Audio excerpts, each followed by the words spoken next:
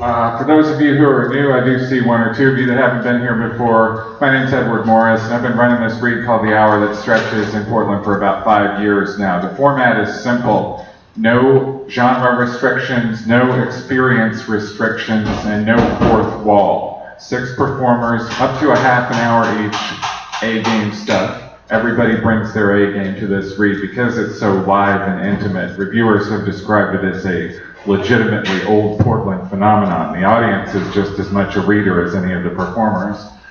But we'd like to thank the staff here at Ford Food and Drink, particularly Becky Doggett. Please give her a big hand. Give all these folks a big hand for giving us a place to play every month, and please tip them well. They are working hard. Also like to mention that this read is entirely donation-based. I have coffee cans salted at either corner of the bar and at the big table in the back. Please help us keep live spoken word alive in Portland. We really appreciate, like I said, the audience is as much of a reader as the performers are, and we appreciate every single one of you. Going to get our first performer right up to the stage if I can ever find his biography. One moment. Ta-da. Dan Raphael just wrote his 20th book, The Closer You Get to Nowhere, which he says should be out before year's end from Last Word Books, which published his collection, Everyone in This Movie Gets Paid, which I owned. You guys should check it out, it's awesome. That was the 2016 release. He has recent poems in Caliban, In Between Hangovers, Black Box Manifold, Courtship of Winds, and Mad Swirl. He is prose editor for Unlikely Stories, a 20-year-old webzine out of New Orleans.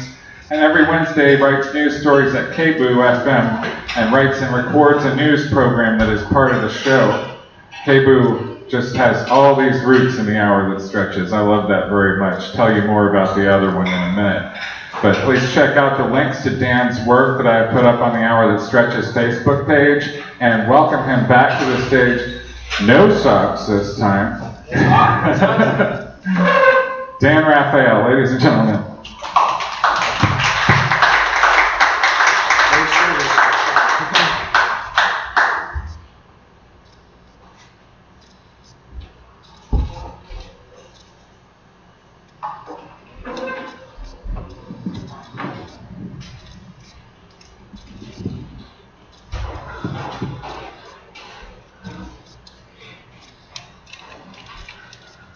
Well, thanks for coming on this fine evening. I'm going to start off with the last poem in my last book, which was actually a found poem. Found poems are a way for poets to steal prose from somebody else and claim it as a poem. And, giraffes are more devious than you might think. The Yumur tribe of the Barbara Arabs living in southwest Kordofan, Sudan, is devoted to hunting elephants and, above all, giraffes. After having killed a giraffe, they prepare a visionary beverage known as malak, employing both the liver and the bone marrow of the animal. It seems the aim of their hunting is precisely the preparation of this beverage and not to procure food. Drinking the beverage is supposed to cause a true obsession with giraffes. Its effects are characterized by drunkenness and the induction of dreams in which giraffes explain where more real giraffes might be found and hunted for a new preparation of the same beverage in order to give more hallucinations with the same content. Thus, those who drink malak just once spend the rest of their lives hunting giraffes. And I don't know if there's anyone here from Michigan, but I just wanted to... I'm going to start out... Anyone? Anyone? Good. Fuck Michigan. All right, fuck Michigan. Yeah, there's someone from Muskegon, but this is Detroit was once America's 4th largest city. Don't forget the Motor City, 6-mile road, 9-mile, telling you how safer you are, hugging the lake into the stubbled forest, the failed wheat.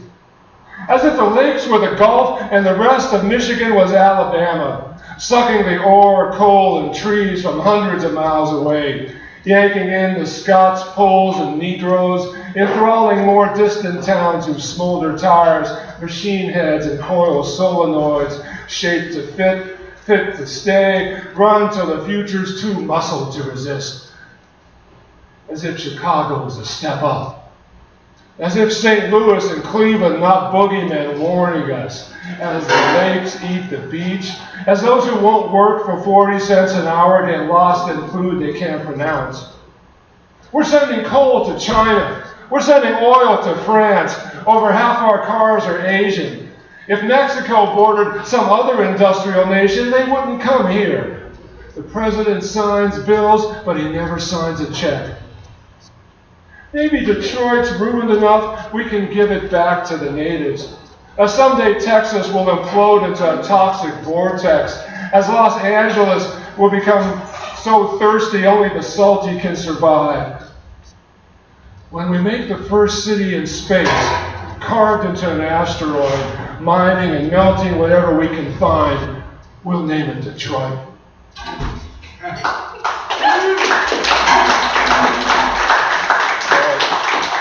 Here in Portland, I live over on 78th Street, which, is just a couple blocks from 82nd and just a couple more blocks from I-205. And one morning, I figured it out.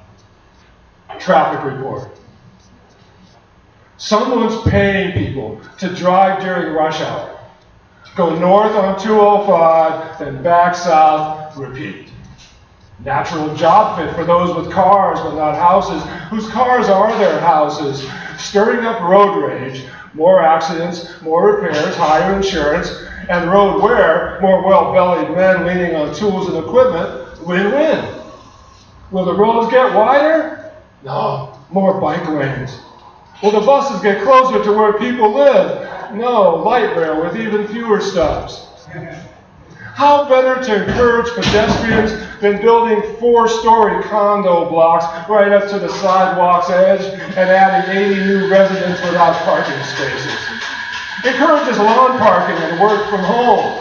More buildings, more mass, more gravity, more stuff falling here, more detours, more lost. We're all a little heavier, a little slower. Stay home, switching between the food, exercise, and travel channels. 3 countries in an hour. I'm starving. I say Chinese. The phone knows who to call and what to order. We're saving money on lawn maintenance by paving more. Fewer birds, less bird shit. I'm not sure who the squirrels are working for. Wiggling into attics and chewing wiring. Not easy to locate the rotting carcass between your walls, to remove the crows stuck in your chimney. Cap that chimney and let the next residents be wary. Every day I'm exhorted to sell my house, fix my roof, change my insurance, my phone and TV provider. Employment brokers charge application fees for jobs that don't exist. Instead of a new tax, make everyone buy a bus pass.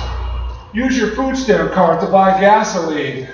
Airbnb and Uber are merging, so you can pick someone up in your car and charge them to sleep in it. I've trademarked that shit.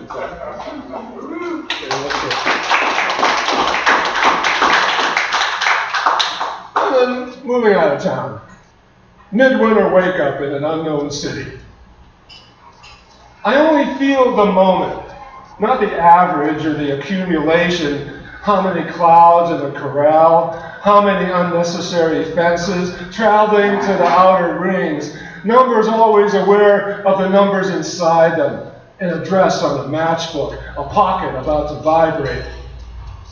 When I look out the window and can't read the signs, a fog of highly random densities, getting to a conclusion before it gets to you. Page 79 is a mirror made of paper. I know someone's right behind me, but on a traffic island, not in this kitchen, whose walls all appear to be blocks away. No cats, only 5-foot-tall shadows of cats. No matter how long I squeeze my hand in a fist, nothing appears inside but odor and uncertainty. I needed the dough for several minutes before realizing it was beef. Raining so hard and windy, sounds like dozens of toilets flushing in random syncopation, volunteering to be next, capture the sound of frying bacon with a busy dishwasher. Be calm, be calm, all arm, leg gel, the face cafe, soup that's still moving, Will the noodle blossom or continue its hibernation? Clouds at the speed of light, wind at the speed of rush hour. If the river had a median strip in the middle, who'd notice? Or how the tall buildings crowning the bowl of this city form a steel and glass-jawed trap. So many bright and fragrant baits.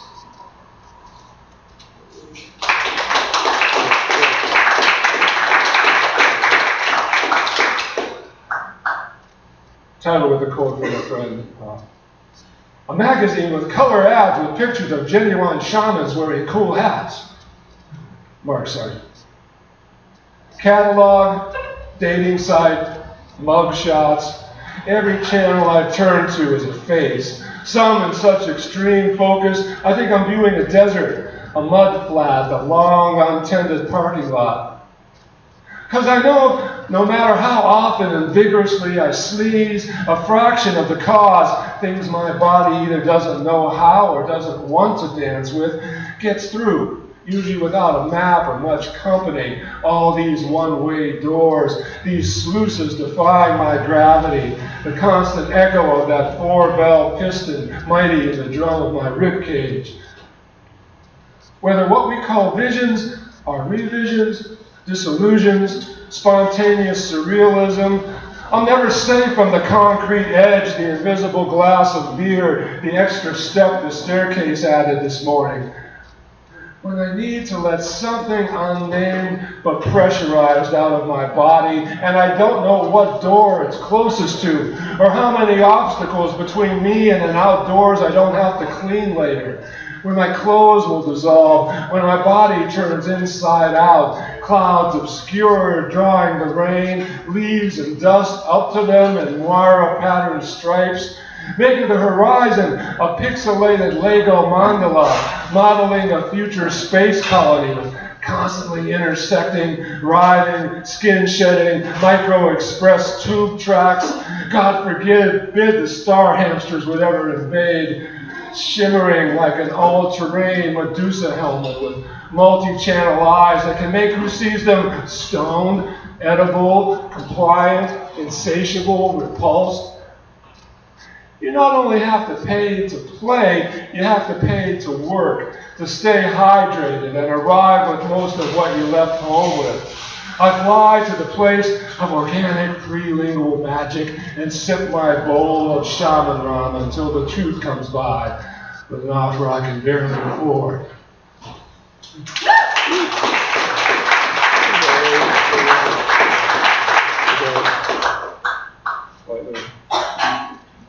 Political moment.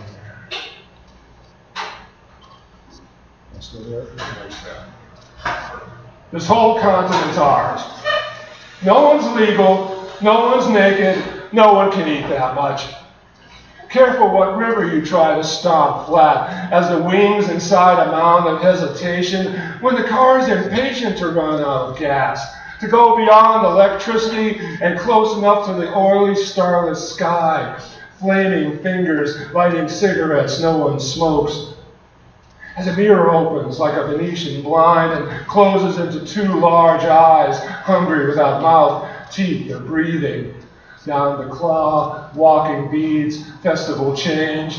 Somewhere inside my shirt is a small knot of sweat that never wrote this. How this frying pan could be a form of transportation, a pharmaceutical tongue twisting, waiting for the room to dissolve in dry, thirsty ash, where dry leaves conquer anarchic mud swings, satellite mattresses with nothing flat to orbit the shape of the lake on my upturned soul.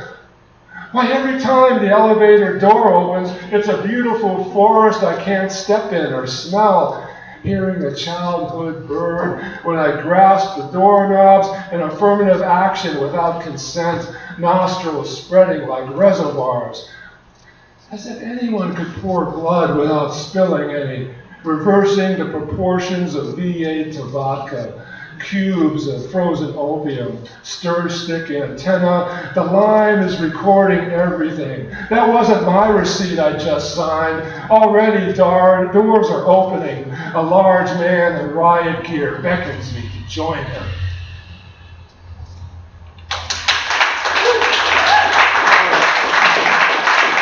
song.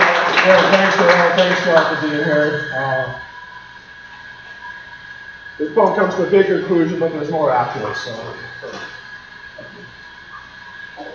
and that old quote that keeps popping up, like love like you've never been hurt, like you've never seen food. I mean, okay. This is called dancing like nobody's watching in a constant surveillance world. When all the music's made us deaf, all the dancing and runnings put us on wheels, I feel a bass I can't see or hear, my bones metallicized by rust-belt childhood. Bridge, cable, piano needs at least 12-mile-an-hour wind to start a rhythm. How many gulls and crows, the black and white keys, chords of brown sparrows, yellow finches and cardinals no blender can dissolve. The sun's shining, but I couldn't afford my subscription, my prescription. The faucet runs 2 random hours a day with a row of paint chips adjacent to tell me how much I can drink without a rupture.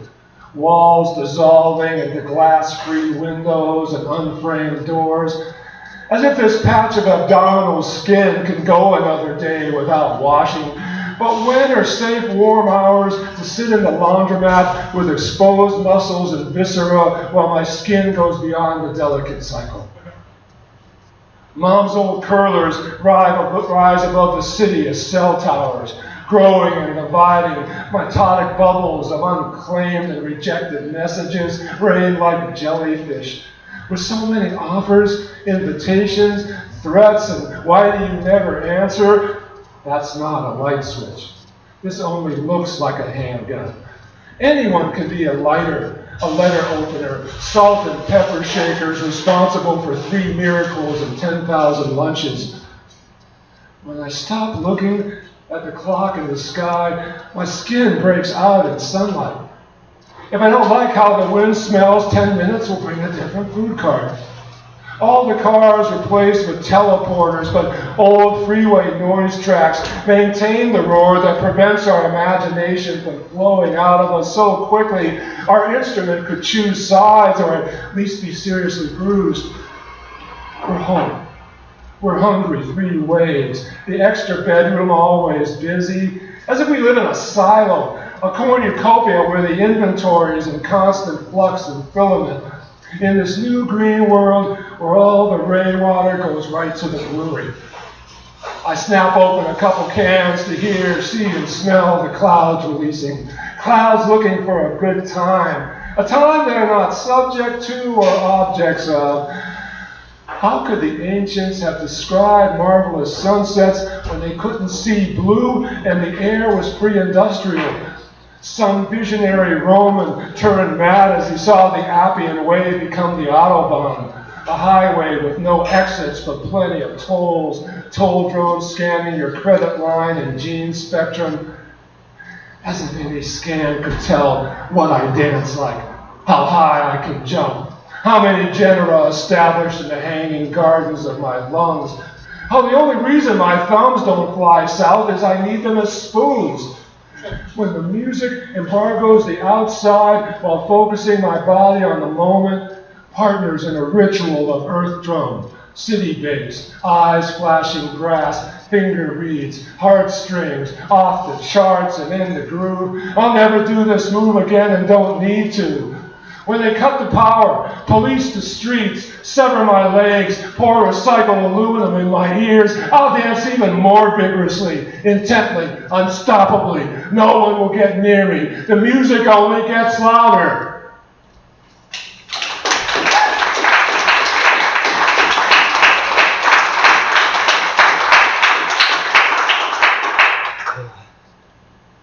Straight, but yeah, I wrote that poem after seeing the movie La La Land. So my brains work funny sometimes.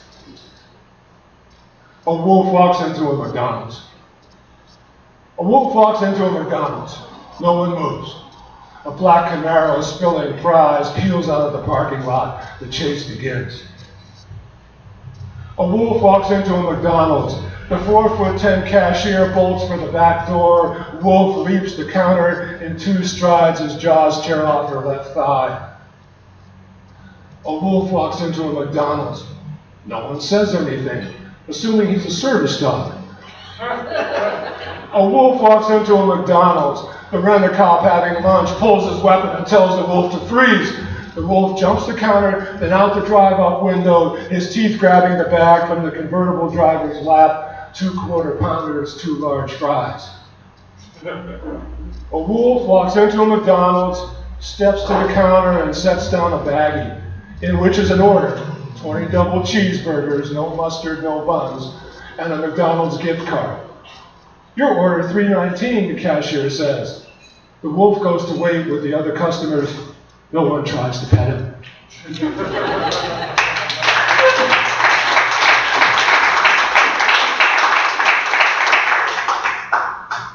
Here's a speculative one. We all know that one. If Jimi hadn't died so young. In this world, Jimi Hendrix didn't die at 27, but kept advancing his powers on the guitar, playing 2 at once, multiple strings. Like Chaplin, he could do anything he did backwards as well, and sometimes would start a song in the middle and go 4 or 6 different ways from there, inspiring himself and listeners and shifting laminaire sound. At a show in Philly, most of the audience blacked out. Several suffered stroke-like symptoms, 2 disappeared. With a lawsuit filed by a victim, the government seized Jimi's guitar, the Pentagon volunteering to study the evidence. More guitars were built. More people plugged into Hendrix and played guitar several hours a day. No one knew if Jimi was in jail, hiding, or if his playing had opened a new dimension in vibratory time. Are we still in the same world we started on? What chords could I make with 9 strings and 6 fingers?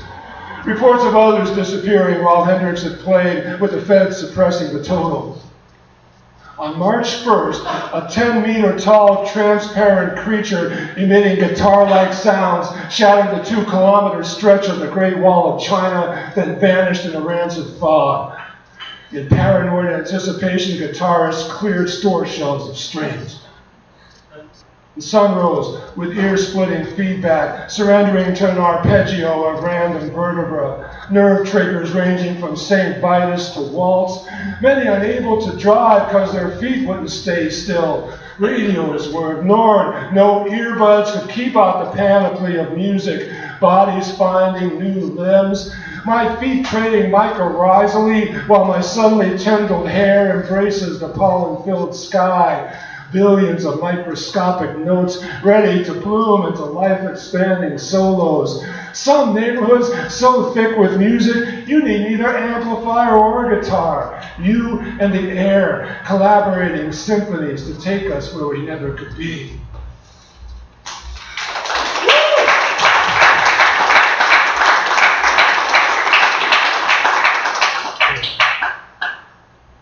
This poem started with somebody else's story.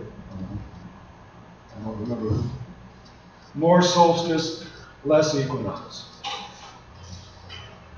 When I puked out, the biochemistry from my previous planet began to manifest. Incompatible with a world where air isn't half chlorine and mercury is not essential to all life.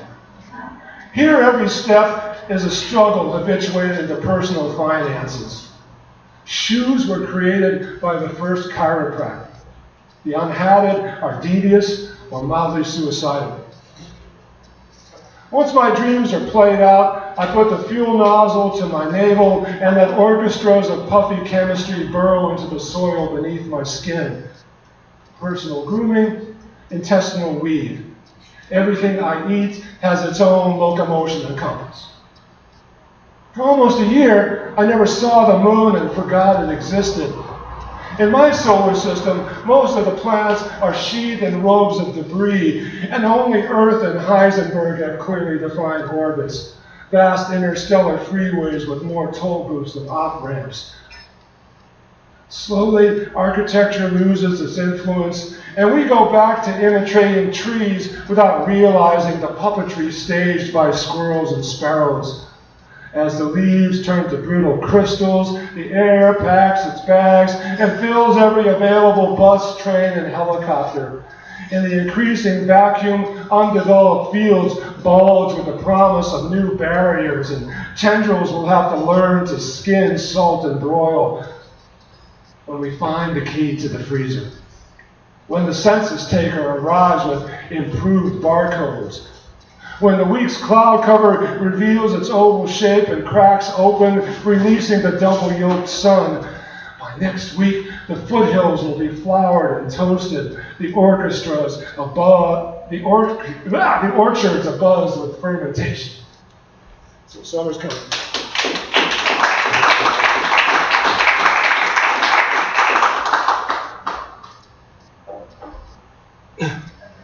We'll close with this one.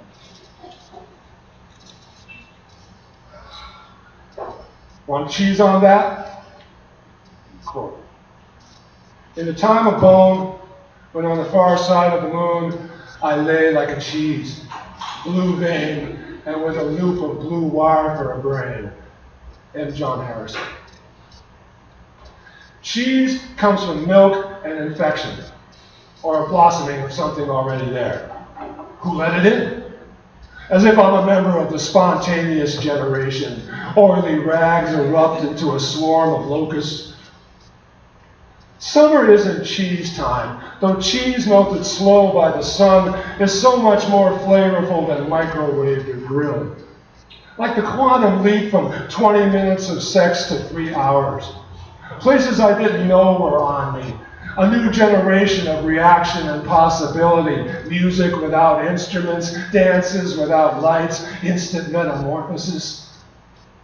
By the light of the moon, the white of my ass seen through an industrial sky, as if life bounced 93 million miles would be unchanged. As if space isn't full of uncountable hitchhiking flavors and energies. The charm of her spin, how cheese could be a subatomic particle when there are no subatomic particles. Particles of speech, of clothing, autoparticles. You have to move quickly to get whole milk these days. It's easier to start at zero and know exactly how much you put in. Count the keystrokes, diapers instead of bathroom breaks. This vat could be cheddar, Swiss, Munster, anything but blue, only what doesn't mind months in a clear plastic slice prison. A small cube of cheese in a meatball, wrapped in cheese, inside a burger, bonded melting cheese instead of a bun. Cheese with a layer of meat inside it, so thin it could be blood. How thin can meat get? Blood pudding, blood cheese, the color of hemorrhaging when the moon shivs the sun. What's that smell? Why nipples aren't in armpits?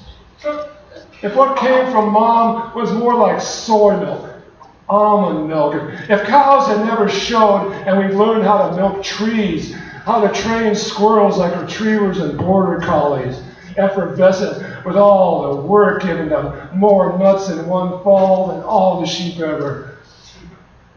Could a liberated mussel fly using its tendons like wings? Can cheese absorb carbon dioxide? Can coral reefs learn from cheese? Cheese you can't refrigerate. Cheese that perspires in the light. Addictive cheese, cosmic ray cheese, cheese that reflects the sun. A zero-gravity Swiss, knowing more about the galaxy's pathways than any DNA genius cocktail we thought to bring along. In a time of such boiling algorithms, anything can appear to be alive. Quantum cheese. Cheese from millions of years ago we can't unwrap. Cheese that's the eater. Conversion. Paraclete. The Father, the Son, and the Holy process. Heat won't melt it, but physics might. In centuries, the moon becomes a complex lens and parks right in front of the sun. A mix of magnifying glass, eclipse, and glaucoma. Who opened the doors to the moon's curdled refugees? No quarantine, no passports. Who questions folks coming out of a restroom? I only melt when no one's looking, when the heat's an accidental as rush hour friction, striving for a transparent cheese. cheese only made from voluntary milk, metal only from captured lava, or the occasional meteor after it stops screaming, stretched into a wire long and math enough to slice a star. As if the arms of our spiral galaxy are udders, stretching so far from the hot summer center, you know what's coming out the ends, not milk. Thank you.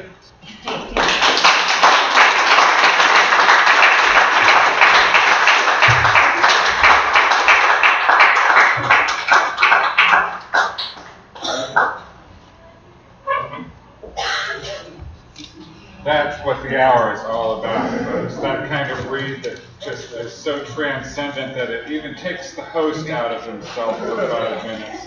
Very well done. One more time for Dan Raphael.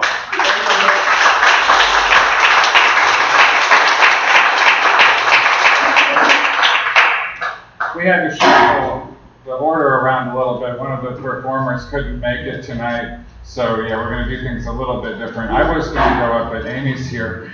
Amy Leona Haven is a goddamn dream, end quote. An Israeli author and poet based in Portland. She holds a BFA from Cornish College of the Arts and is artistic director of dance performance company The Holding Project.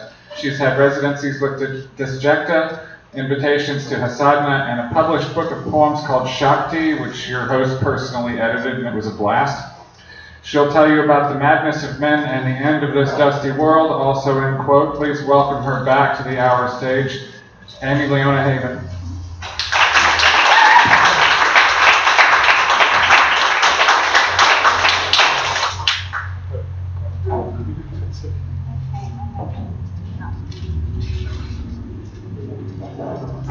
Hi, I'm Amy. I have 4 poems, and I'm just going to go ahead and read them. You don't need to clap in between each one, but you can if your heart desires.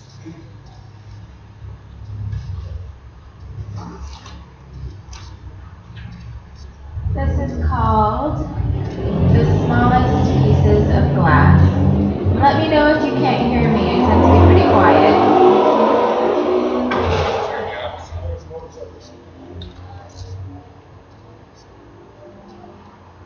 That should be good. Try it this way. The smallest pieces of glass. You don't know about me so much anymore. Sounds of birds in the window, birds with long, lady legs, desert dust, the thought of you finding your way, the thought of you bound to the water, women dancing on the graves of poor sons of bitches. I'll figure out a way to send myself home. I'll figure out a way to separate sands from dandelion seeds. The smallest pieces of glass cut your fingers. You don't notice, but I do.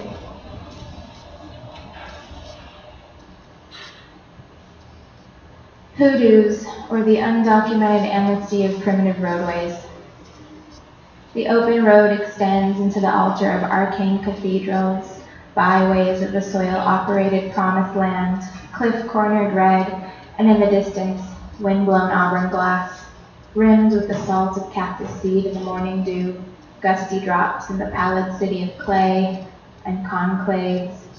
There was once a village here, you know, in the crumbling sagebrush, dehydrated cedar towns, and foxhole-cloven stones where we break with the heat, boundless and gripping to the earth without gravity, weighing to the cloth and to the chest with oil and bone, the thickest of dust gathering around your nostrils, hovering like angry flies to the feed, causing the difficulty to draw in breath against the pattering of hooves, gaining way on the crisp but delicate breast of daybreak to ride on, ride on, ride on. While dusty-haired coyote boys paint a mural in the sky, purples and blues kept bitterly watered down, mocking the river, the sky, the mouth, and their mother, drawing gifts from the great divide and calling out with crusty mouths, down, you there, you listen hard to the drive. The holy hill that carries the dark magic of a grating shadow woman demands offerings from your tribe. The tribe that once was here, leathered yet pale, covered with craters and other moon-made lacerations, 100 walking defects pieced together from the bandages of a rapidly deflating sun, lacing their fingers in between each one of their toes while mumbling incantations of lost eons gone. We are not the first to come here. We will not be the last to go, because failure has made us old, like the mash, left out and redigested by the ravenous birds that raid the vacant campsites and monasteries and citadels, cradling themselves in arms and rocking themselves to sleep, holding mirrors to the rear side landscape, wishing the light to lower, lower, lower into survivable obscurity, relinquishing liquid time to the parched yellow fog which rolls in with the inevitable dusk, exposing fixed luminescent points in the coming night sky, remote and incandescent bodies, distant relations of warmth, and renouncing the responsibility for these crows to walk, to sing, and to scavenge. Liberation reigns as a sullen desert man appears swiftly across the summer sky, through warm, damp, and milky figurine, mounting his variety of Centaurus and chuckling to Orion, ranting, "Ride on, ride on, ride on."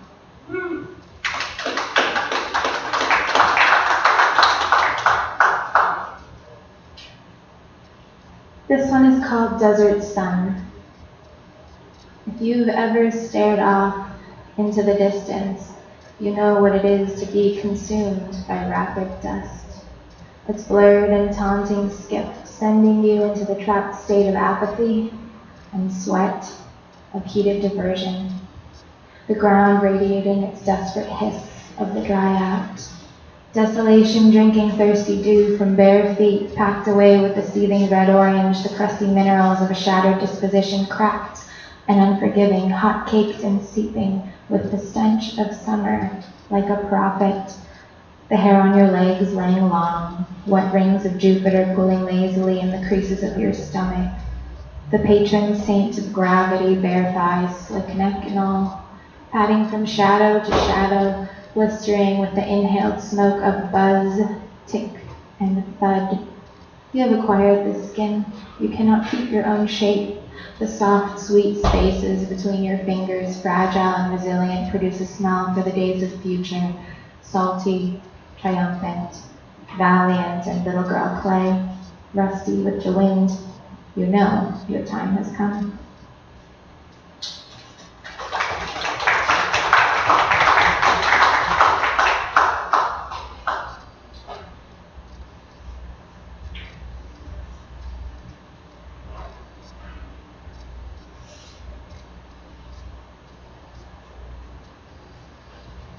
This is the last one I'm going to do. It's called Badlands. I wrote this yesterday, so it's new. Badlands. We solved the biblical problem, the problem of water, pressurized osmosis, water on one side, illness on the other. 40 days avoiding the devil, 40 days the devil avoiding us, avoiding the tax collector, voodoo spirits, and the plague of the Byzantines. This is no place of beauty, of intricacy, but of late summer harvest, sulking in the remains of Sedona drought. I crackle under your touch and you loathe me as I loathe you, barren and unrefined, soft like your weathered boots, sent from the Dust Bowl to peel away at the burns, the little burns, saying your blessings while picking through the rubble of brick I tore down, walls I walked through, with a sweet mouth, sticky syrup chin, and holy unrest of the horrors of your Badlands motel. You can stand in that light all you like, he said. It won't make you my darling. And if I was ruled by Venus, then would I have this head of a snake? I kneel, and craters flatten, flinch, and the crumbs of bread in your mouth turn to sand. When I tire of the lush and ample greenery, tree trunks ring limp in my fists, and whole rivers return to the clouds, begging my forgiveness. Old hands of eucalyptus and dill sway in the overturned notion that I, in my day, will see delight. See the syrup on my chin licked clean by their holy hands and their holy tongues and their pure, pure, pure holy women. See, they wouldn't believe that I came from the face of a molten rock, veins of sand and stone, and the benign grit of a wet country brothel. They wouldn't believe it when I told them that I was sediment. I was soot. So I won their war within hours. Thanks, everyone.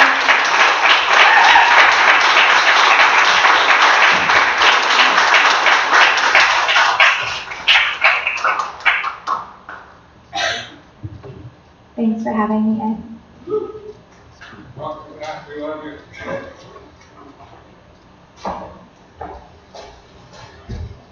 Yeah, Amy's been kind of a pillar of the hour since its inception. Much like Dan Raphael, we have a lot of good poets who just love coming back to this gig. Going to bring an hour virgin up to the stage. This is always an auspicious opportunity. Novelist Hobie Anthony, his first book, Silverfish, is available from Whiskey Tip Books. He is published in Nailed Magazine, The Rumpus, 14 Hills, and Fiction Southeast, among many others. When not writing, he plays golf, watches movies, and sometimes blogs. He is currently finishing his next novel. We also have links up to his work on the Facebook page for the hour. Please check him out. Welcome him up to our stage for the first time, Hobie Anthony.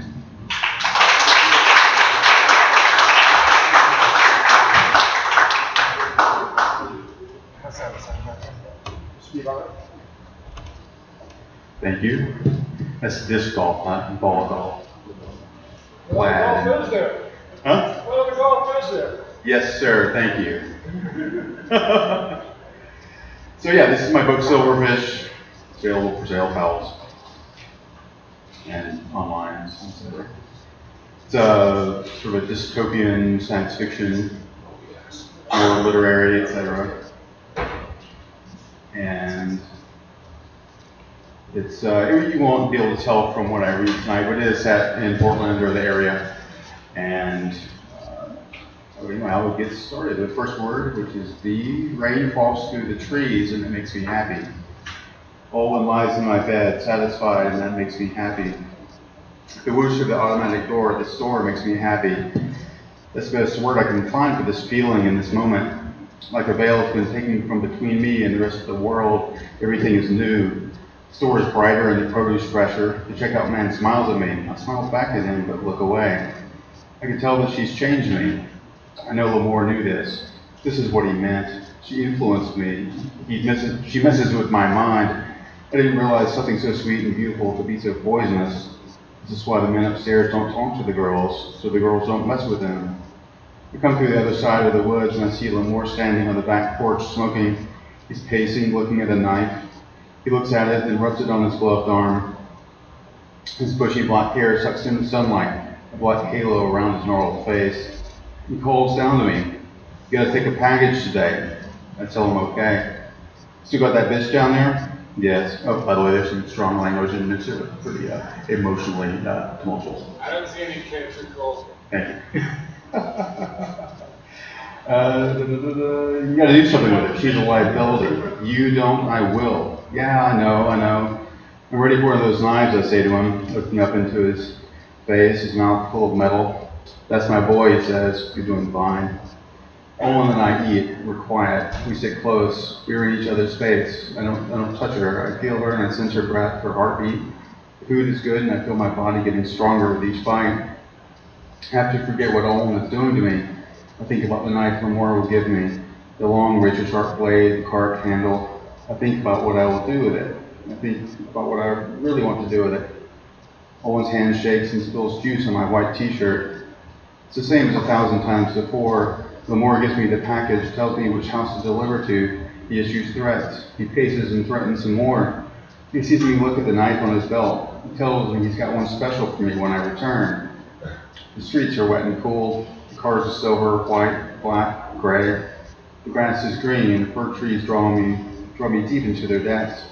All my muscles come to life, and I pump the pedals to the top of the steep hill. Steel spring in my gut powers my movements, and I'm one with the simple machine. I have a mission now. I deliver the package. They want me to smoke a joint with them. They laugh that I won't do harder stuff, that I'm scared. It's the usual routine, and I appreciate the ritual. Something happened last night. It's all new. But it's not new, and I know that. I'm in some delusion. I smoke the joint and watch television with them. One of the girls, the usual girl, with a cold, wet mouth, reaches for my pants. I welcome her. She has fewer teeth this week. I'm thinking of Olwen, and I see this wasted creature in her space. She's what Olwen used to be. You can see the difference. Olwen should have stayed like this, a simple creature, doomed, uncomplicated. On the way home, I find a book of poetry on the sidewalk and a woman's shirt that Olwen might like. I can see her wearing the shirt and reading the book. The green stripe matches her eyes. I feel a warming in my chest. I don't need this or any of this. She'll never read this book, nor wear the shirt. I need to do my duty. I need to be true to the life I have, no matter what I really am, or what I might be, or what my name is. He doesn't know his name. This is my home, and I must take care of it. Like Lamore says, she is a liability, danger. She knows too much about the men, too much for her own good. She does not understand her ignorance will hurt us all. I leave the shirt and book and keep writing.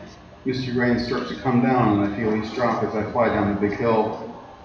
Each drop hits my face, and I imagine them as needles poking into me. They punish me for getting so soft, so fast. I think back to that first day when I found her in my bed. I should have kicked her out then. Should have taken her to Lamore so he could do what he needed to do with her. But I had to play with her. I thought she'd offer an answer, and like I think my rats offer me, a name. I thought she could answer a question my body was asking, and she did, but my heart got involved, and it's not allowed, not with her. I remember her curled, innocent, sleeping in my bed. I couldn't help it. She was beautiful and tragic. I didn't ask for this, didn't offer my bed or my care. She took them like a thief takes. She lured me with her eyes, her beautiful hair, and a voice that struck me straight to the heart. I have to send her back to where she came, and I have to return those emerald eyes to black. I grind my feet into the pedals and press for more and more speed down the hill. I look to check the gear and make sure my pants don't get caught in the chain. I look up. The small dog is standing directly in my path. He barks. My foot slips on the pedal. I reach the handlebars to avoid hitting the dog and flying to the other lane. The car is coming. I can't do a thing. I have no control. I lean over the handlebars, one foot clinging to a pedal, the other leg swings out for balance. Car horn blares through headlights flashing, and I see the curve. My front tire slams. My head meets a chain link fence. It's not bad, I tell the driver. I'm okay. It's just a cut on my forehead, busted front wheel. She offers to give me a ride. I can walk it off. She tells me she wants to take me to a hospital. I'm fine. A ride home? I live around the corner, I tell her. She leaves. I have Lamore's money, and that's all I need. I drop the bicycle in the alley once the woman is gone. The rain soaks to my skin as I walk. Every step makes my stomach hurt more. I don't want to do what I have to do, but it's come to this. I remember her sitting in the lamplight, finishing a book before bed. Her hair seemed to glow, and even in the dark, her eyes gleamed emerald when she would get into bed and tell me about the story she had read. She made them all exciting and new, even the books I'd already read. I don't know why I had to push it. Why did she tempt me so much? And even in bed with her, fucking her, it was not what I needed. It was not what I wanted, and there was a difference. I've been happy before with my rants and my struggle against the silverfish. Now I'll have to be miserable. She built a space in me I have to move around and leave that space empty. It's the right thing. Lamore knows best. It's his house and his rules. Where have you been? Lamore's in the kitchen sharpening a knife. Bike wreck, I say. Your head is fucked up. You should wear a helmet. Give me the money. I give him the money and he counts it. He's pleased. Here's a good knife and something extra. He hands me a long sheathed knife and 2 $100 bills. That should do the trick, he says. Just slip it in, nice and easy. I prefer the esophagus. You won't take any effort, kid. It's like butter with a knife that sharp. I'll find you a new pig to bump in a few days. You'll forget. I stand and look into the living room where a man is fucking a girl with speed freak desperation. The girl's eyes are closed and her mouth is open, panting on all fours. The sweat drips onto her back. She starts to moan. My stomach is in knots. I hold the knife in my hand and unsnap the sheath, pulling at the blade. It's about a foot long and reflects my face. I tilt it to reflect her tits, rocking back and forth with deep groans. I put my thumb in the blade and slide it along the edge. A pearl of blood emerges before I feel the sting. I open the door and make each step down slow and soft. I don't hear her. She never makes much noise. I imagine she's taking a nap or reading. I imagine her long red hair covering her face to concentrate on the book, studying the sentence. I concentrate on the steps until I reach the floor. I turn and look into the room. She's on the sofa, asleep with a worn-out paperback on her chest. Her chest rises and falls. I remember her breasts last night, her nipples, and her whispered pleasure when I kissed them. I'm taking my last look at her, still and peaceful. The rats make noise, squealing, screeching, and rattling cages. She stirs. Her eyes stay closed. I unsheath the knife. My bashed forehead white warps in the metal mirror. Trail of blood from my thumbs dried on the blade. I sit on top of her stomach, her eyes open and find the weapon. No more? It's the Vesperus. He's not good, you know, she says. He's what I have. He saved my life. You can't stay. Silverfish? Rats too, I say. Rats are all I need. They don't know your name. They will. Is this my end? Yes. If not me, then him. Say my name. I want you to say my name and tell me that it's the end. Her eyes are locked onto mine. You cannot look away. You owe me that. Olin. I look at her and I cannot say another word. Frozen. The knife is heavy in my hand. Her face is still and tears stream down either side of her face. Her emerald iris is magnified and liquid. She doesn't sob. Put it in, she says. Tears stream and her face curls and reddens. Put it in my chest. I want to feel it pierce my heart. That blade will do it. I won't fight you. I slice open her shirt and expose her milky skin. I feel her ribcage in my left hand. I want the blade to slide between the bones and straight to the organs. Easy, painless, one cut. I don't know any religious words. This is sacrifice. This is duty. I hope that's enough. We are quiet. We look at one another. I put a finger on her rib and another on the next to guide the blade. Chest heaves and her skin becomes goose flesh. I feel a chill and my hair stands on end. We've been touched by something at the same time. Her eyes tell me it's true. Our bodies are communicating. Another wave. Her pupils dilate. I put the point of the blade between my fingers. It cuts the surface of her skin and blood beads, then rolls down to the fabric. I want to tell her so many things. How I hate her for showing up and how I love her. The beauty and terror she has brought. I want to tell her everything I know, even if I can't remember my life, even if I don't know my age. It's welling inside of me. All this I must tell her. It wants to explode from me and cover her, but I only have the blade to do my talking. She's still impatient. A stream of blood rolls down the side of her body. Her eyes blink, watching and waiting for me to act. My eyes sting. I cannot move. Tears well up. My muscles go slack in my arms and shoulders.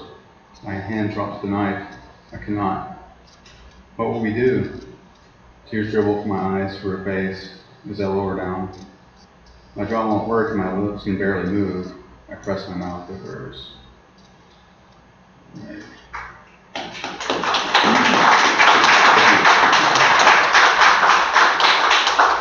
I like to follow that up with a little bit of levity. I'll just get started with this one.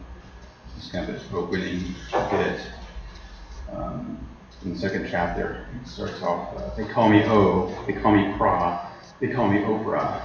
I'm the one they want and the only one they trust to ease the pain of this desperate and pointless world. I'm the only thing that some ever believe in. I'm bigger than Jesus and that's no bullshit. I commissioned a battery of polls to prove it. I had a statistician aggregate the data to show, beyond a shadow of a doubt, that Constantine's best character, his finest moment of celebrity creation, paled in comparison to a poor, dusty butt black girl from Mississippi. I've risen like Jesus never rose. I'll continue to shine for eternity because I have the real power behind me. Back from the dead, I goddamn believe it. I am everything. I see my mouth move in the mirror. I look like I'm 30 fucking years old. I am the universe. No matter what I say, they will believe it and I will look good saying it. I come and go. I keep the adoring throngs on their toes. I retire. I return. I retire again. I never stop working, but if they don't see fresh video, you might as well be a ghost, which is the genius of the whole deal. I die and am reborn constantly in the public mind. A well-placed vid on the neck keeps them salivating. The collection plates at my shrines overflow. Today I will return, and it's such a fucking rush. This is my favorite part. I'm almost as excited as they are. The world will breathe a sigh of relief when they see me take that stage again. I will rise to my highest level when I die, and my mouth is large enough to swallow them all. And move on to another chapter. The beginning chapter. Let's see. I read two more bits from this chapter and then I'll kind of round it off, I think. This chapter is titled In Leaves. its circuit boards and microchips and microtransmitters which look like resistors, the satellite network and spiderweb of data. It's an exotic plant from the Amazon which is shipped in under heavy guard in the middle of the night, processed into the finest white powder, the most potent of its kind, the good shit, the bomb, white Kool-Aid, cock-sucking, body-blow, mind-fuck speed, time-tested in real-world laboratories and exported to a global marketplace. It's nothing I could have imagined I'd see in real life.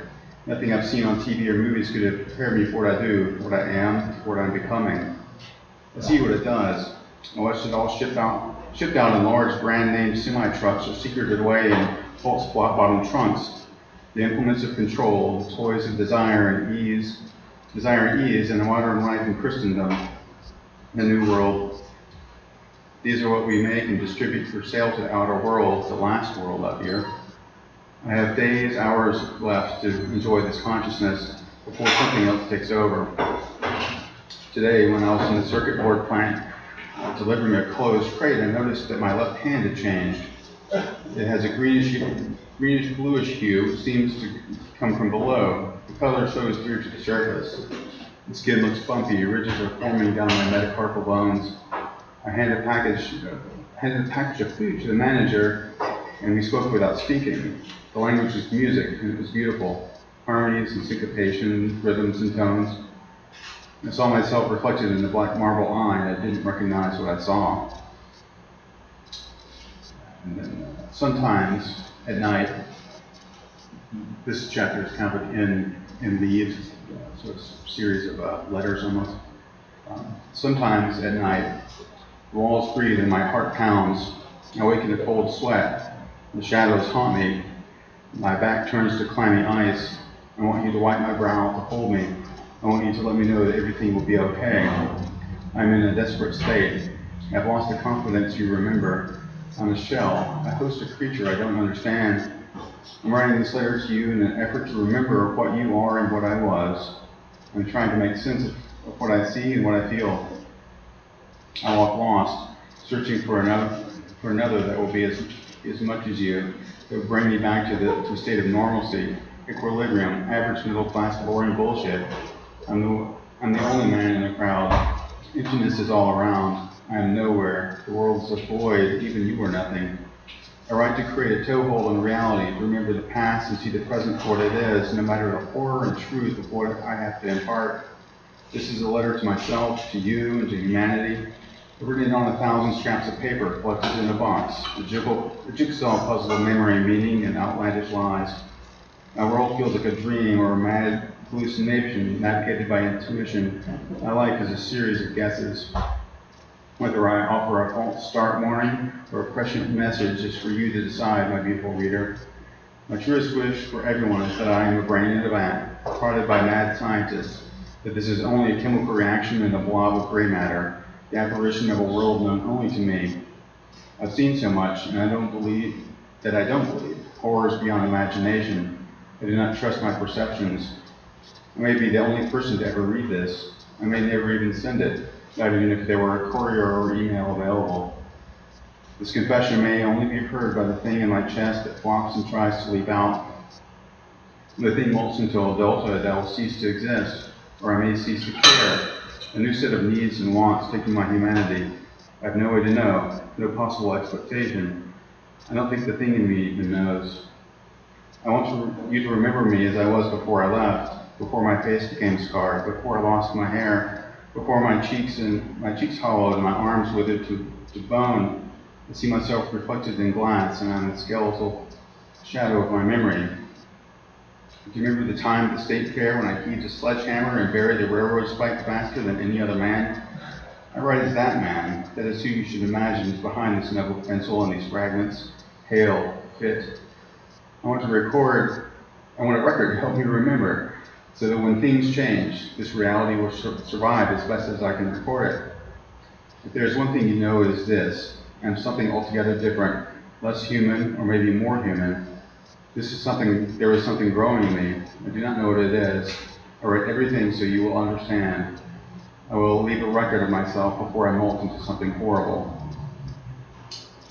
And the next leaf is, she spoke French. She played with the little vocabulary she had. It was fun and sexy. I learned a few words too. One night she called me mon amour. I thought she said more. I said, I'll give you more, and I broke her bare thigh. She laughed and growled low and sexy, and we walked into each other. She said, c'est l'amour. I said, more. But she said, say more. I didn't understand. She said, no, it is love, l'amour. I thrust, and she gasped.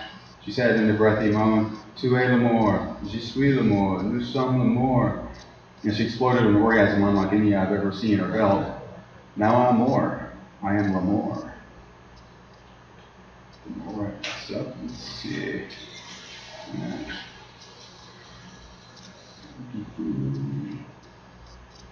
Not going too long. Okay, this is the very last part. I watched Dorsey molt from the inside out. I wasn't able to write for a week. I spent every night taking care of her. I poured water in her throat. She could hardly hold food for longer than a few minutes. She babbled gibberish, not fevered mumblings either. She spoke some other language. Maybe her mind was still in English, but her vocal cords and tongue had changed so they could no longer make words. Her voice was deep and guttural, also musical and resonant. In the course of 2 days, it became like one of those thumping car stereo speakers in a way. Each beat was some sort of resounding word, I guess. Her eyes pleaded for understanding, and I soon noticed their metamorphosis from an amber-flecked green beauty to black marbles. After her eyes changed, the rest was simple finishing touches. Her face became gaunt and frozen, tentacles grew out of her back. They sprouted like seedlings in a forest in a day, and in a day grew into the arms of an octopus. One morning her skin had changed from soft and smooth to bumpy and rubbery. What I missed most was her voice and the way she would cut her eyes at me when she was fooling me. She left. I went to work one day, and when I came home, she was gone. She made the bed. The sheet and blanket were perfectly tucked. She'd done that before. Oh, she'd never done that before. Smooth, hospital corners, a ray of like day sun lay across the plain. For her, every morning started with a spring from the bed, never to look back until it was time to collapse at the end of the day. But on that last day, she had risen and turned back for a final contemplation and care of our bed, place of our love and her molting. She smoothed the cover like dirt on a grave. Asleep in the dream of a dead love, I am following her. I will be with her soon. The creep in my throat tells me I don't have long to wait. This is actually the last word. Ever since that fool splashed acid in my face, I've grown more angry every day. I see my face half ravaged by acne and now half melted, and I want to scream. I always held hope that the acne and scars would clear and heal. That's possible, I know it. But now I will never be able to be free of this mask. People tell me I'm lucky that my eye was closed and I can still see out of both eyes. But their patronage makes me boil with rage. I look at myself and hate what I see, and I hate everyone who spasms with revulsion. I know you wouldn't, or I wouldn't care if you did. I've taken out my rage in my body. Despite my wasted state, I push myself farther with push-ups. I lift cinder blocks instead of dumbbells. I'll be the strongest man around here when I'm done. Already I'm strong enough to take the food I want from whomever I wish. I realize that humans are so weak. I can feel power coming back. Fury runs through it, forms it. I will make these weaklings pay. Not yet. I still have to avoid trouble. But one day these worms will know what my true will is. I am more than they. I am the l'amour. Thank you.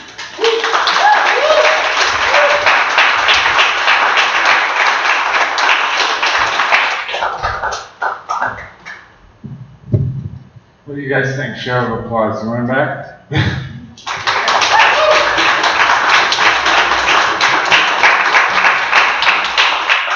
We ought to have him for the all Bizarro block read. He kind of writes like Garrett Cook. He'll be in good company.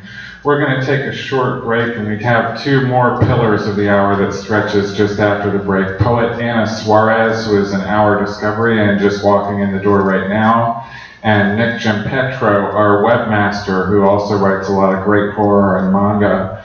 And I think I'm going to read because we had one performer canceled out. You guys want to hear a superhero story? Yeah. It's super dark. Cool. brought in just the thing. Yeah, about 10, 15 minutes. Please stretch your legs, go get something to drink, get something to eat. Tip your hardworking Ford staff for giving us a place to play once a month, as I mentioned. And please give yourselves a hand for keeping live spoken word alive in Portland. See you after the break.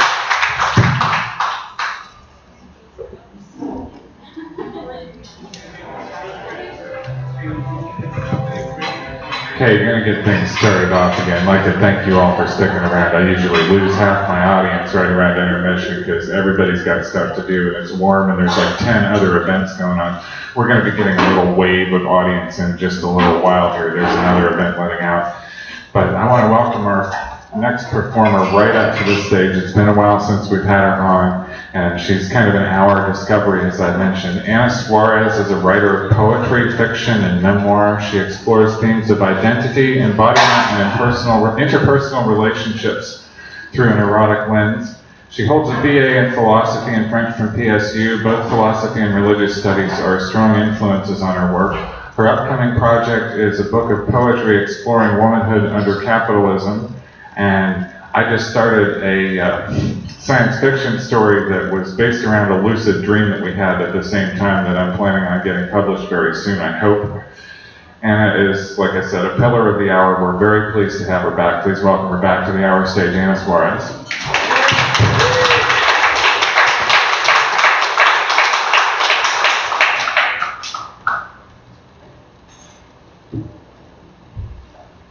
Hi. Hello. I totally forgot I was going on. A little bit of a food baby. Get a little too much nachos and cherry Coke. Bear with me. I wrote this piece probably a week ago. It's going to be in my book, so I'm super excited. This is my first time reading it, so I'm sorry. Folly's tidal waves pull me away from sanity, skin weathered and frosted like sea glass. Your lies circulate like grains of salt, and round my sharp edges, my body succumbs to the defeat. In Bali, the air tasted sweeter. There was more adventure. A woman becomes less of an adventure, a duty, a whimper, an unheard cry in the middle of the night. The home she builds will not enchant like the moan of adventure. I believed your lies, the possibility you would wait, the possibility that I would not become sea glass, deadliness and clumsiness until smoothed away in sadness. I want to be a thing of beauty a traveler picks up on the shores. I want to be the moonlight at sea that illuminates truth. I was taught to wait. I knew my moon blood would drain me in the kingdom of ends. Yet I disproved immaculate conception by falling into a man's bed with dark wings. Afterwards, I knew after every time he comes, I must put on new skin. I must change form in the sea.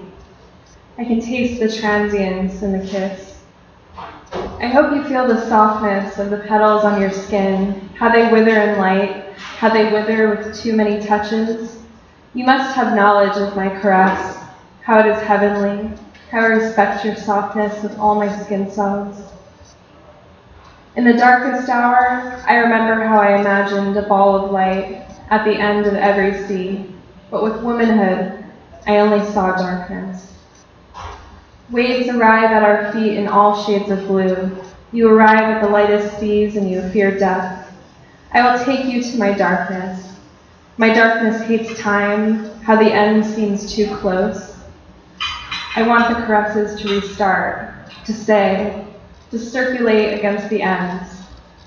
All women wear blue robes, have 7 daggers in their hearts, whatever they may be. My 7th dagger is that I am not a feminist, it is that I need you.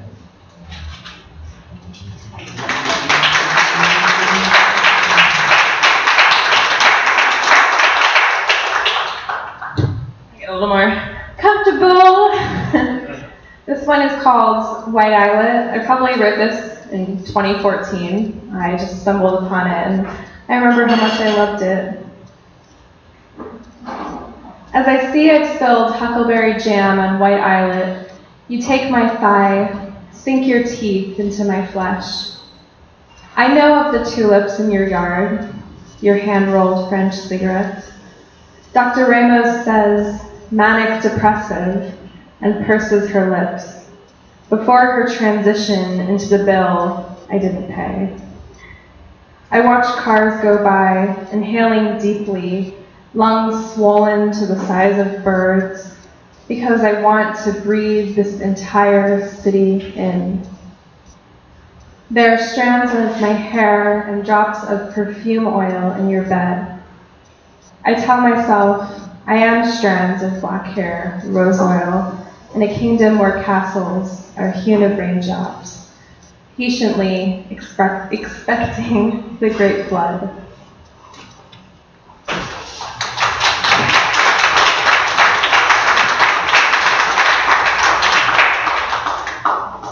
This is another short vignette that's going to be in my book. I moved to Oregon for its lushness, the moss dripping from the wet rocks like teardrops. There are gold-glazed mysteries in the high deserts, the wind tunnels on the coast, forests that stay green all year, all the mixed terrain. The city streets are different. Mysteries stay mysteries, and yet I'm too visible, succumbing to mysteries of my selfhood based on my visibility to others. I am waiting outside my dorm for the cab my first client calls me. I ask myself, how did I get here? Do I need the money? I'm helpless in my quest to know I'm worth something, even if it's just a pile of cash. The stars gleam above the buildings, and I feel the ache to communicate with God, to see myself in the moonlight with no skin, no breast, no bones, just for a moment. My ex-boyfriend told me, "You seem so seductive and self-assured, but truly you are still that little Catholic girl searching for God." It's true. There are certain fabrics on my body that are silky, velvet, and shining. In the stars, they shine too bright. I wish I did not have a body to ornament, to sell. The narcissus flowers in my hands glisten in the glass of petals under my feet, and I see myself. Flee. I was not made for this world. I was stolen and trapped. An extraterrestrial, too much and too little for humanity.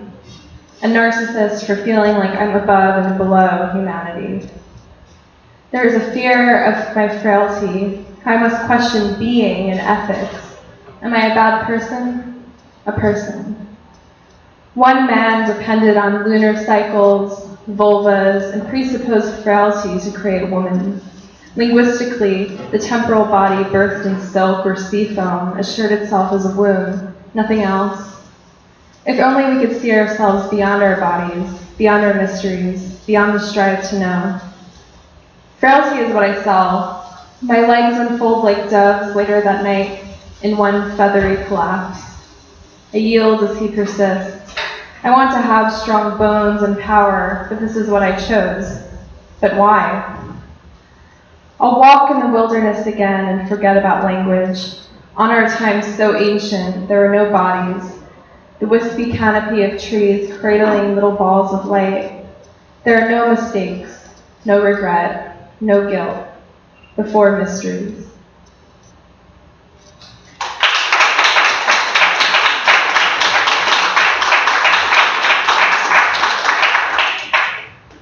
This one's called Magnolias. Magnolia flowers blossom before their leaves. Petals yield. A whole falls to pieces for a one. One touch, one windy exhale, one cold night. Pieces of pink, flesh, matter, shrivel, driveway, home. Where do you go if no one else fills your home? Under the white moon, brown nipple, sickle of cotton, too delicate for the many caresses. One strong hand, fall to pieces. They should have told you, the body weakens over time. We blossom for the rest of the tree, and those brought to life in pieces must break.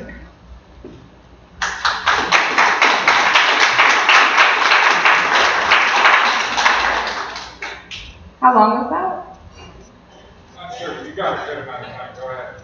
I don't have any paper, but I can pull out my phone if I'm not too. Absolutely, we like it. I'm not too insufferable up here. Where are you going?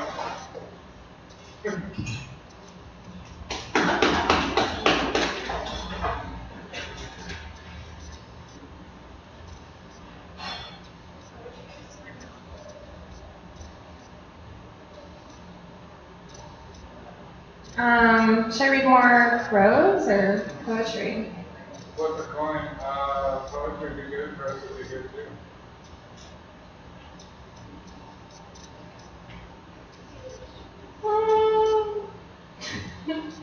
Sorry, y'all.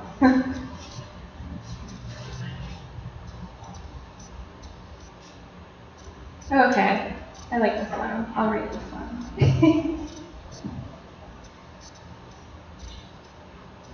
This is called Sugar, a Ritual. Give him sugar, hair removal, angel smiles, chiffon, innocence. The oyster in the mouth, bitter, salt, tongue, the sugar.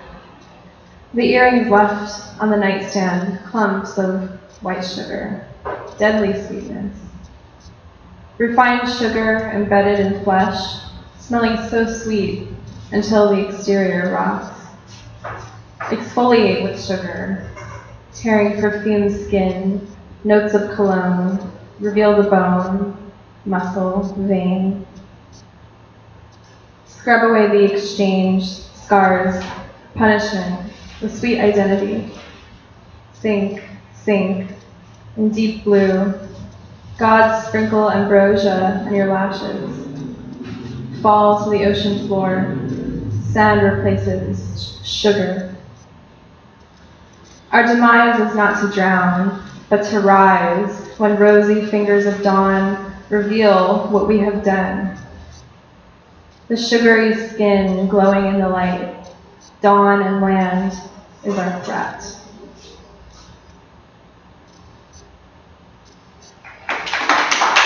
That's it.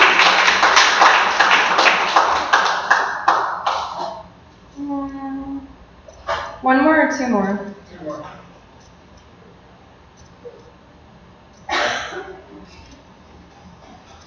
Okay, I'm going to read my favorite poem I've ever written. This one is called Papi Doesn't Love Me No More. Expanded, outstretched, along the river, waiting for God, waiting for you. Summoning water lilies, caressing the hem of heaven's skirt. One last note on the mirror, Nimikitpa. I'm sorry for the dust that collected like pollen on the books I never read. The sound of guilt, my shame, keeping you from sleep. One last morning, one last touch, the soft autumnal light illuminates our pocket of lunacy. You're standing beside the bed, hard, and I reach you across mountains. Let the desire exonerate the pain. The weight of your hand, the weight of a laugh escaping from all I have left, all I can do. I would give it all away for touch, any kind of touch. Holy, holy, holy, the rhythm of the smoke escaping from your lips. Conquer the space with all the words I could never verbalize. The only piece of me inside, an empty laugh. What do I take back? The roses of your apologies, the relief from every small sip of tenderness, perhaps a saffron cookie from the palm of your hand.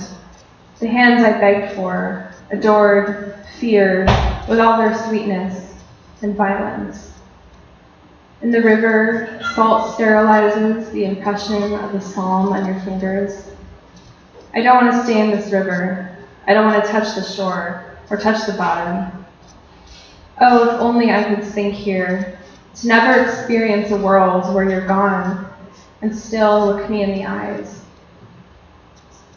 As I sink further to the bottom, I discover the sunken city, the Atlantis. there is a staircase from Sagrada Familia with all my sorrow and my words.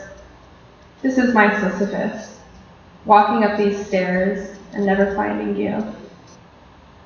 Beside the stairs, there's our bed, the notebooks you've thrown at me, the roses, the sculpture of your hands. Then I find my own little hands, and I swim away.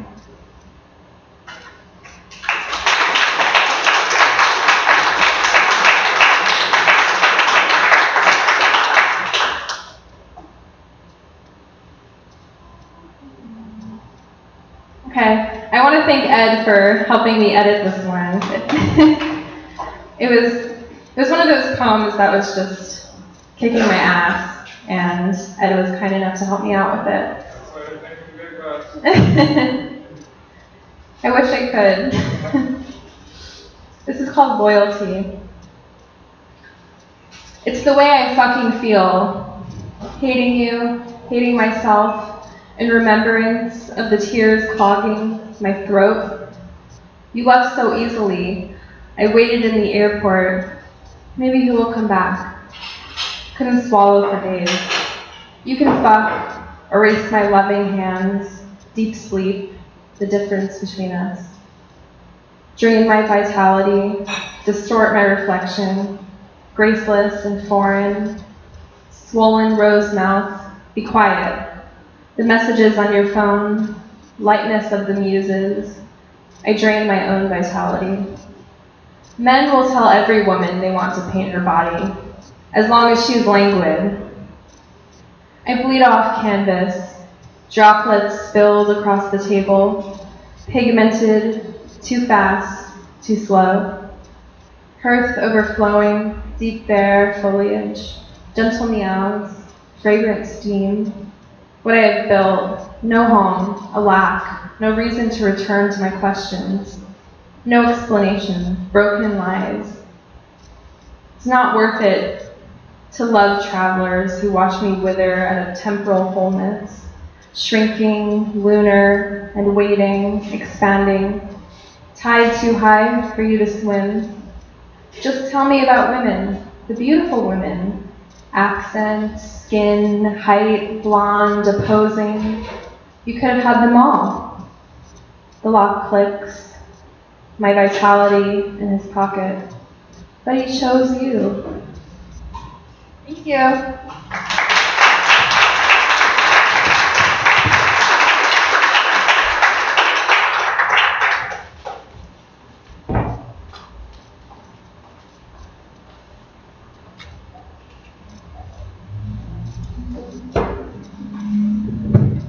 One more time for Hannah Suarez for making it back to the audience.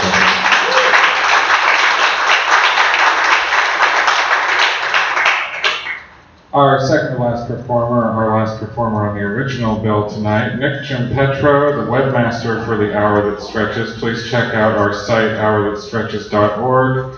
Graduated from PSU, he has a degree in Japanese literature and a minor in English. He works locally as a software engineer in the area and lives with his wife and cat dog thing.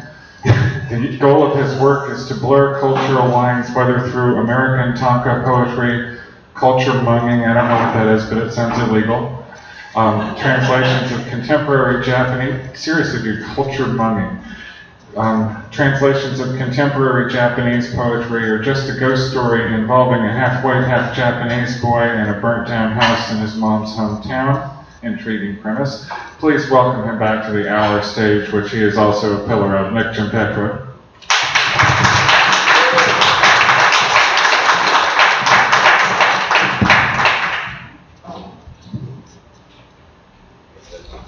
What's culture munging? Munging. Munging? Like mixing them together. Oh, okay. He said mugging, I was like, Culture fucked mugging. up, man. It's like appropriation, but violent. No, I don't. I try not to do that. If I accidentally do that, then please punch me. And then I'm getting it. And I deserve it. I have 12 different meanings in my head, that was not one of them. So I'm going to start with a few Tonka poems. If you guys aren't familiar with the form, it's basically haiku with a couple of closing reflections. So they usually include like seasonal references, And one cool thing that will hopefully be relevant later is that there's a very famous Tanka poet. He actually coined the phrase haiku, if memory serves, is Masaoka Shiki, and Shiki means mockingbird. He suffered, like a lot of modern era Tanka poets, from tuberculosis, and it killed him. And so he took the nickname of a mockingbird because they sing so much that they cough up blood. And he also made popular something in Tanka poetry called chassé, which is when you put a little bit of yourself. So in other words, if you read an author's poem, the writer, they don't have a speaker. It's the writer is the speaker, which is very opposite of Western poetry. And you look for their sort of like self in the poem. And he had this one very famous piece closer to the end of his life where he was bedridden. And he had a lot of poet friends and people who loved him, and they sent him flowers regularly because he couldn't go outdoors. And there's one poem that he wrote, I don't have it written down, I don't remember the word, but he basically is observing this wisteria plant, and it hangs just like a half an inch, a couple centimeters off of the tatami mat. And that's something that his guests would not see, right? So the chassé there is that he's bedridden and sick, and so only he could have that perspective. So anyways, that said, I'm just going to start. Please don't applaud between them, they're very short, and they all kind of string together anyways. We're starting in late autumn. The Diablo winds spin flurries of crisped leaves in small tornadoes. I catch myself comparing it to wet leaf piles at home. This was written during a trip to San Jose, all three of these. The air feels empty, dry, and without character, with zero pollen.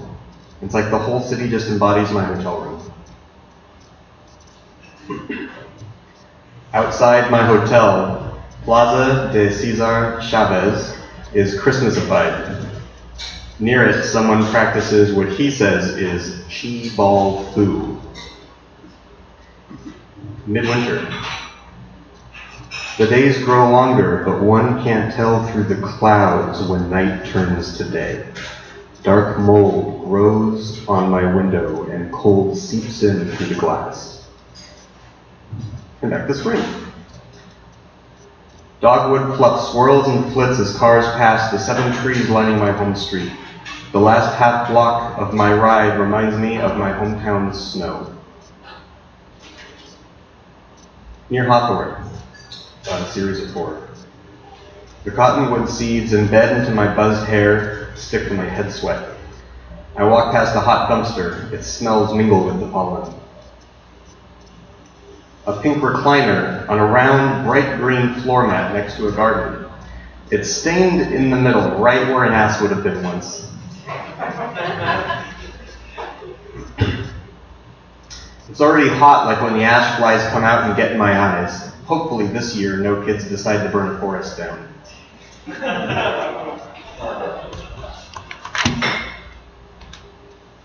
A brusque wind rolls in, rustling branches and blossoms, and then finding me. I would be grateful if not for the pollen covering me. And the last one, I gave a title. It's called Nothing by Comparison. Remember what I said a minute ago? I spit a loogie onto a nearby tree trunk and try not to scratch. I think of cuckoos singing, of blood and wisteria.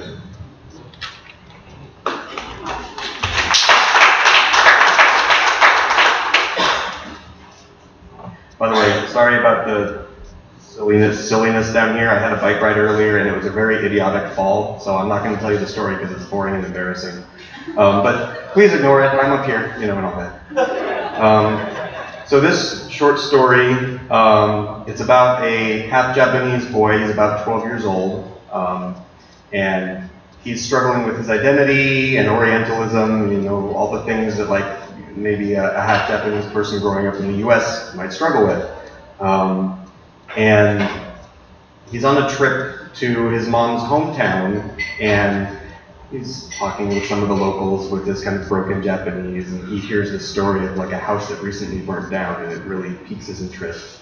So at this point, he's snuck away from a New Year's ceremony called Joya no Kane, which is like a Zen Buddhist ringing of the bells, to ring away the 108 human weaknesses. So you do that every year right around midnight. So the last one I think should ring around midnight. He sneaks away and finds the burnt down house. So it's late at night, New Year's Eve.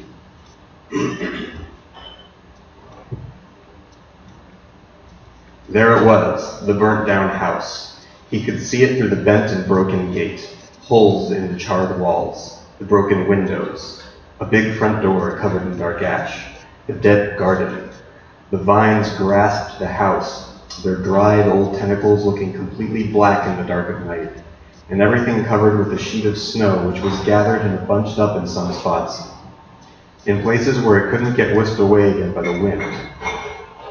Loose vines whipped around, flicking around like the tail of an angry cat. From the edge of the front yard, it almost looked like a crooked face.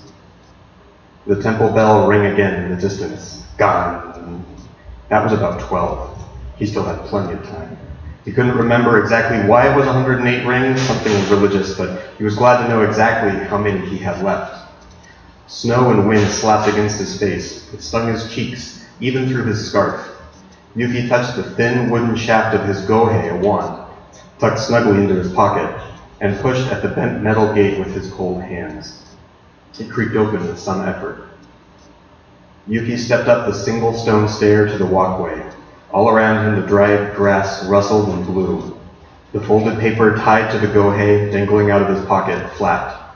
Other than that, just the sound of the wind. He looked left. Nobody was there. He looked right. Nobody was there either. Up to the window. Nobody. Yet somehow he felt nervous, like eyes were gazing at him from somewhere. A shiver sneaked up on him. It wasn't clear whether it was from the wind or from something else. He recalled the ghosts he'd learned about. Many of them were sad and lonely.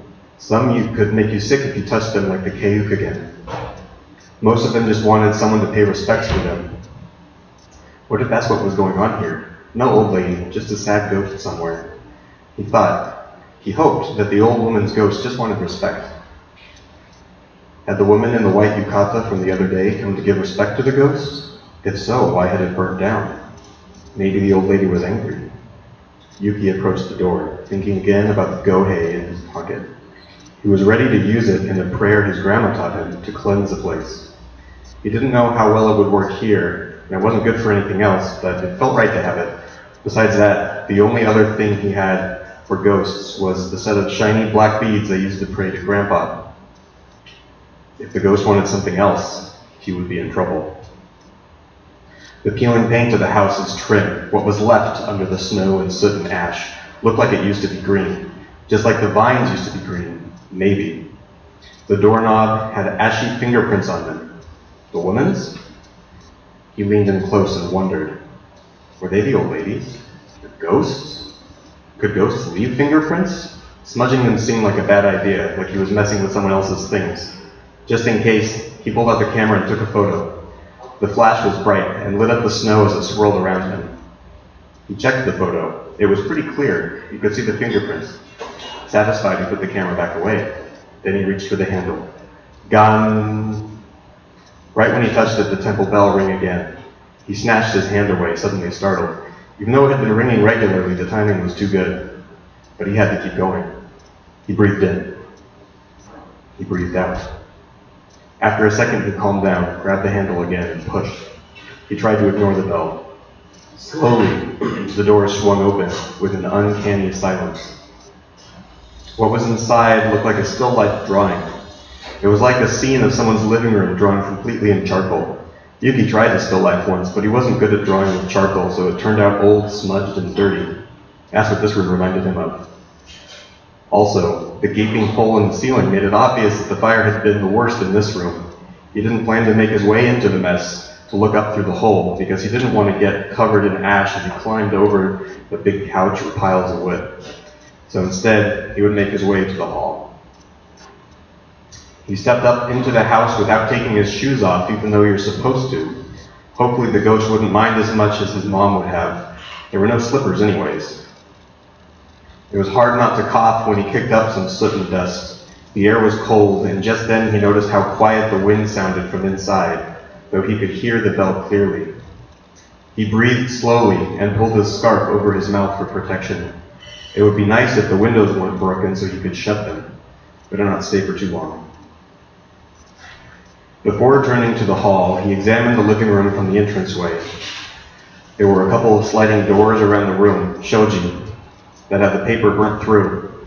Skinny black remains of the wooden frame still stood like black iron gates. He could see through the frames. One looked like a bedroom nearby, and the room on the far side of the living room was a tatami room.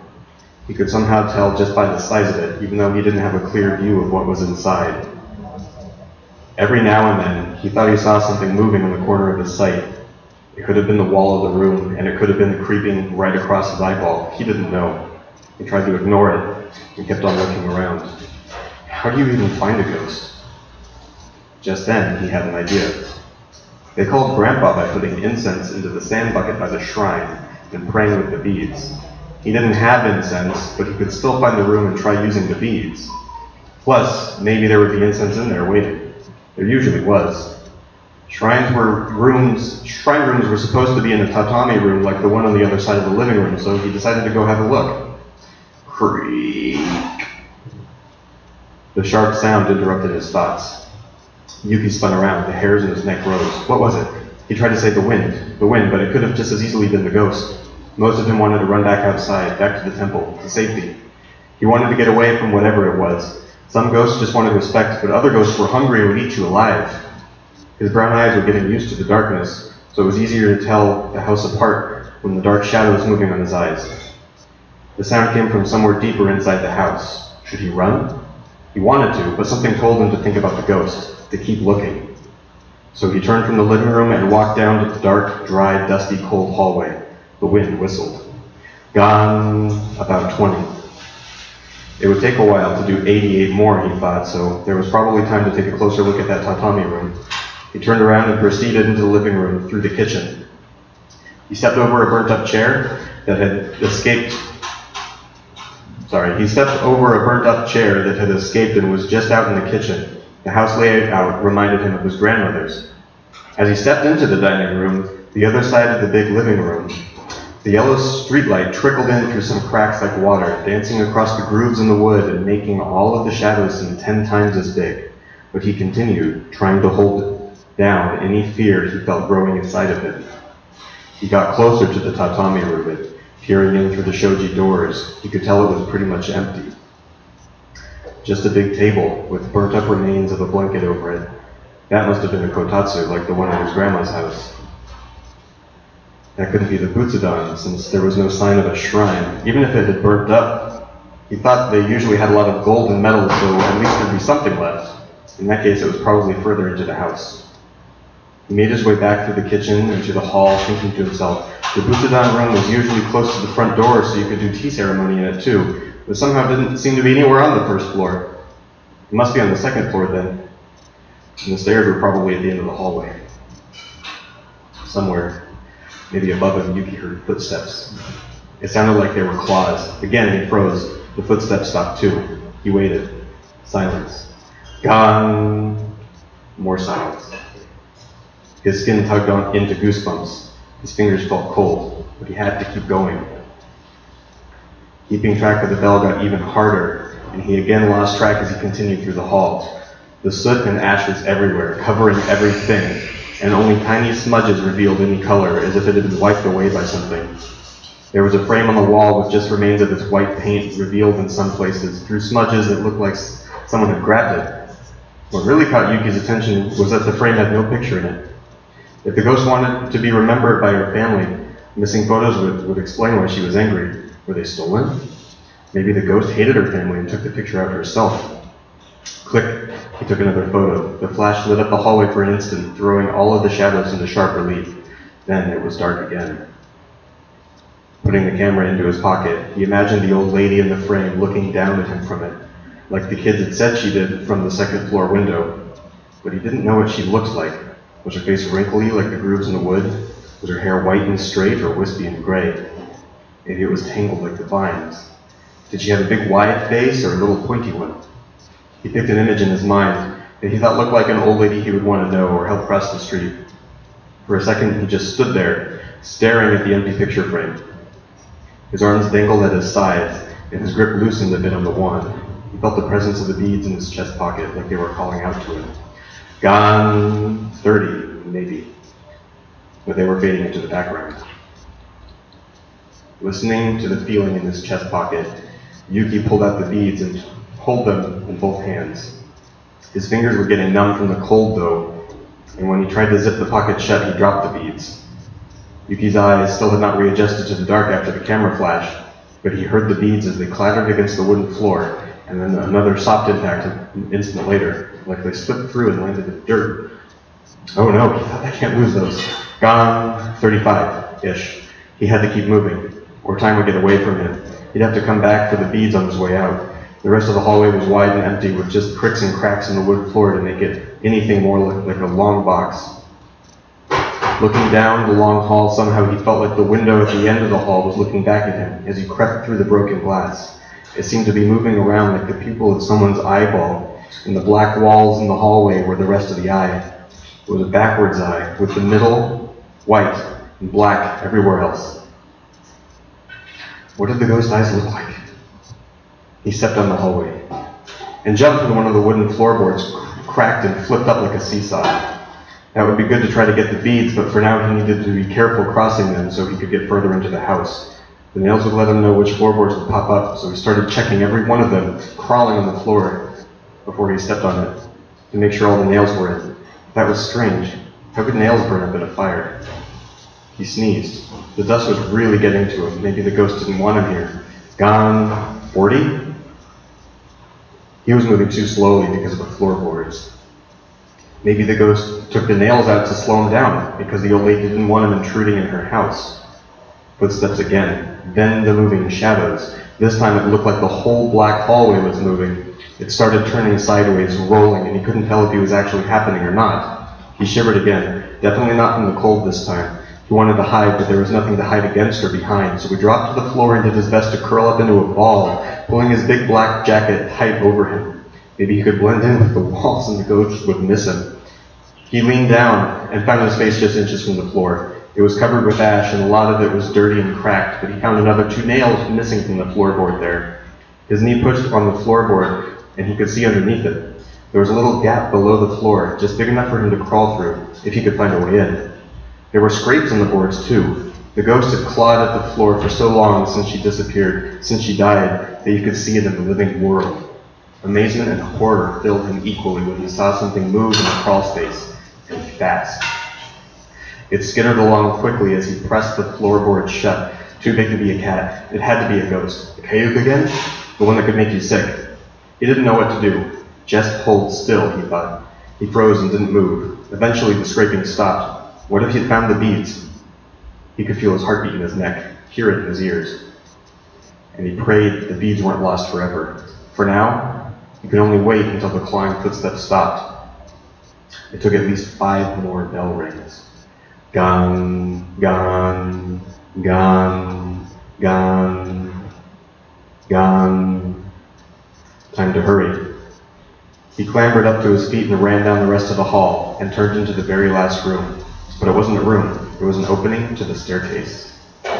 Each step looked like a big black mountain, just like cold black metal waiting to get red hot to cook anyone who tried to get up. Just then he realized how cold he was. Not just his fingers were numb, but his arms were almost there too. He couldn't feel his toes curl up in his boots as he got the sneaking feeling that someone was behind him. It was the old lady. It had to be. "Nani shiten no?" came a voice from behind him. It should have echoed through the hall, but it was hauntingly muted. His blood raced around inside him, running like he wished he could. Yuki wheeled around, expecting to see the towering white figure of the old lady, looking down at him. But it wasn't the old lady who asked what he was doing. It was his cousin, Shiroka.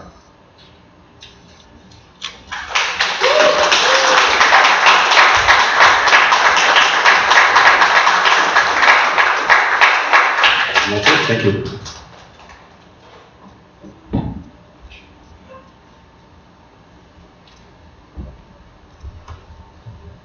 One more time, Nick Petro. And please give yourselves a hand and give the staff of Forward Food and Drink a hand for, again, like I said, giving us a place to play once a month and keeping live spoken word alive in Portland. Thank you all very much for coming out.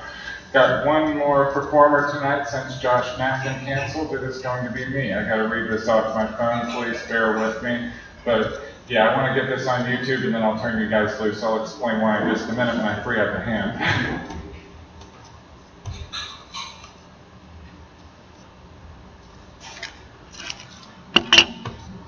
Before I forget, I would also like to remind you that this read is last Sunday of every month. The next one will be on June 24th. We have a performer who is a musician, a street musician whose work heavily involves spoken word. I can only describe him as the white Wesley Willis, Buddy B. Anthony, and his wife Melissa Howells, a poet that we've had at the hour quite a bit, a younger student from PSU, Wolf Gangalang. Everybody loves him. Brad Branham, he writes a lot of very interesting speculative fiction about the metal music industry. Dr. Arian Sarpa, who is going to be reading some Swiftian satire as I understand it, and Bizarro author Lee Widener, who is with us tonight. Please give him a hand for coming out. Lee will be on the bill June 24th. So it'll be the last Sunday of every month, and thanks again for supporting it, everybody. We've had a loyal and ever-growing audience at every incarnation. It's nice to see this incarnation taking off so well. It truly is.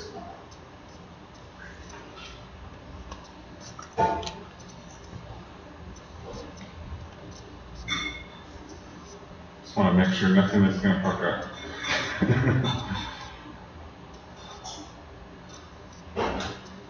Okay, great.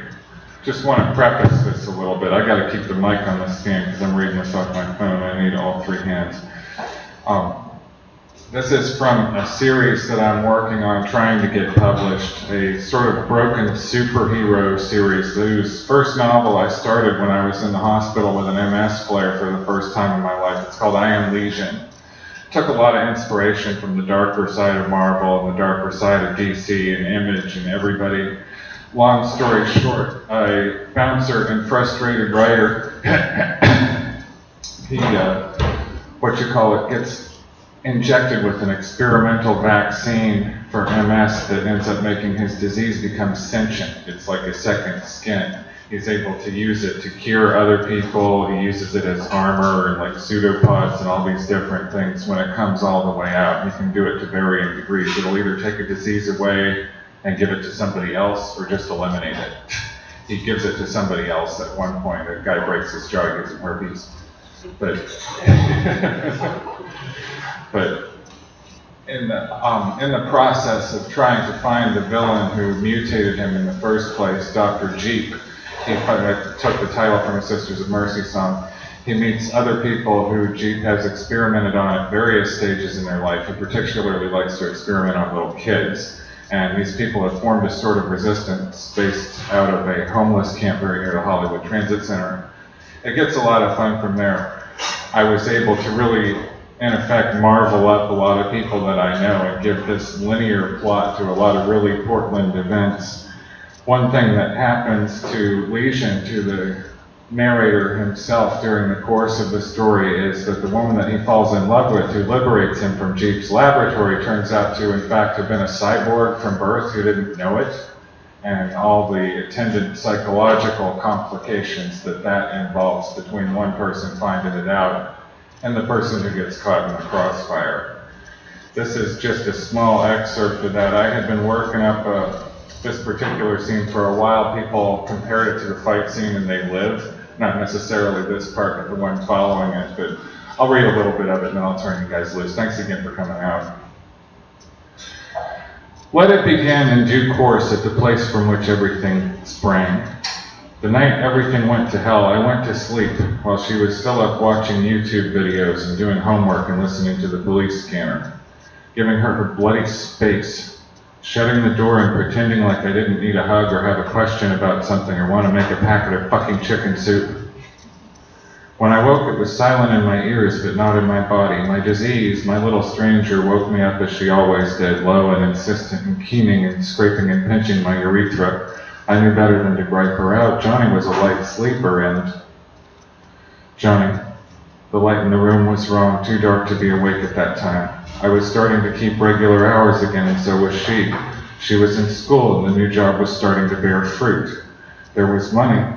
We were starting to use words like hope again and marriage in England. Johnny used those words a lot, and when I used the dreaded girlfriend word, I was steered firmly but insistently toward the F word, fiancé. Some things I didn't mind getting corrected about. But there was a different language now in the long darkness that made no sense and melted off to nothing in my blurry, bloodshot, shocked, defeated eyes that just wanted to close again and rest their lids. They'd seen too much by half. Now it was time for them to see more, apparently. We don't pick that, see? But we sure know it when it's time, when there's nothing in the way of the revelation, the crisis, the opportunity. We remember those times as though it was all preordained. Maybe it is, not my field, though none of that makes anything any less shocking. Johnny was wearing that long gray nightshirt that clung to her curvaceous waist and tight ass and steel strong thighs like it was painted on. She was looking toward the window. I couldn't see her face. She'd just gotten up very suddenly and it had jarred me awake somehow.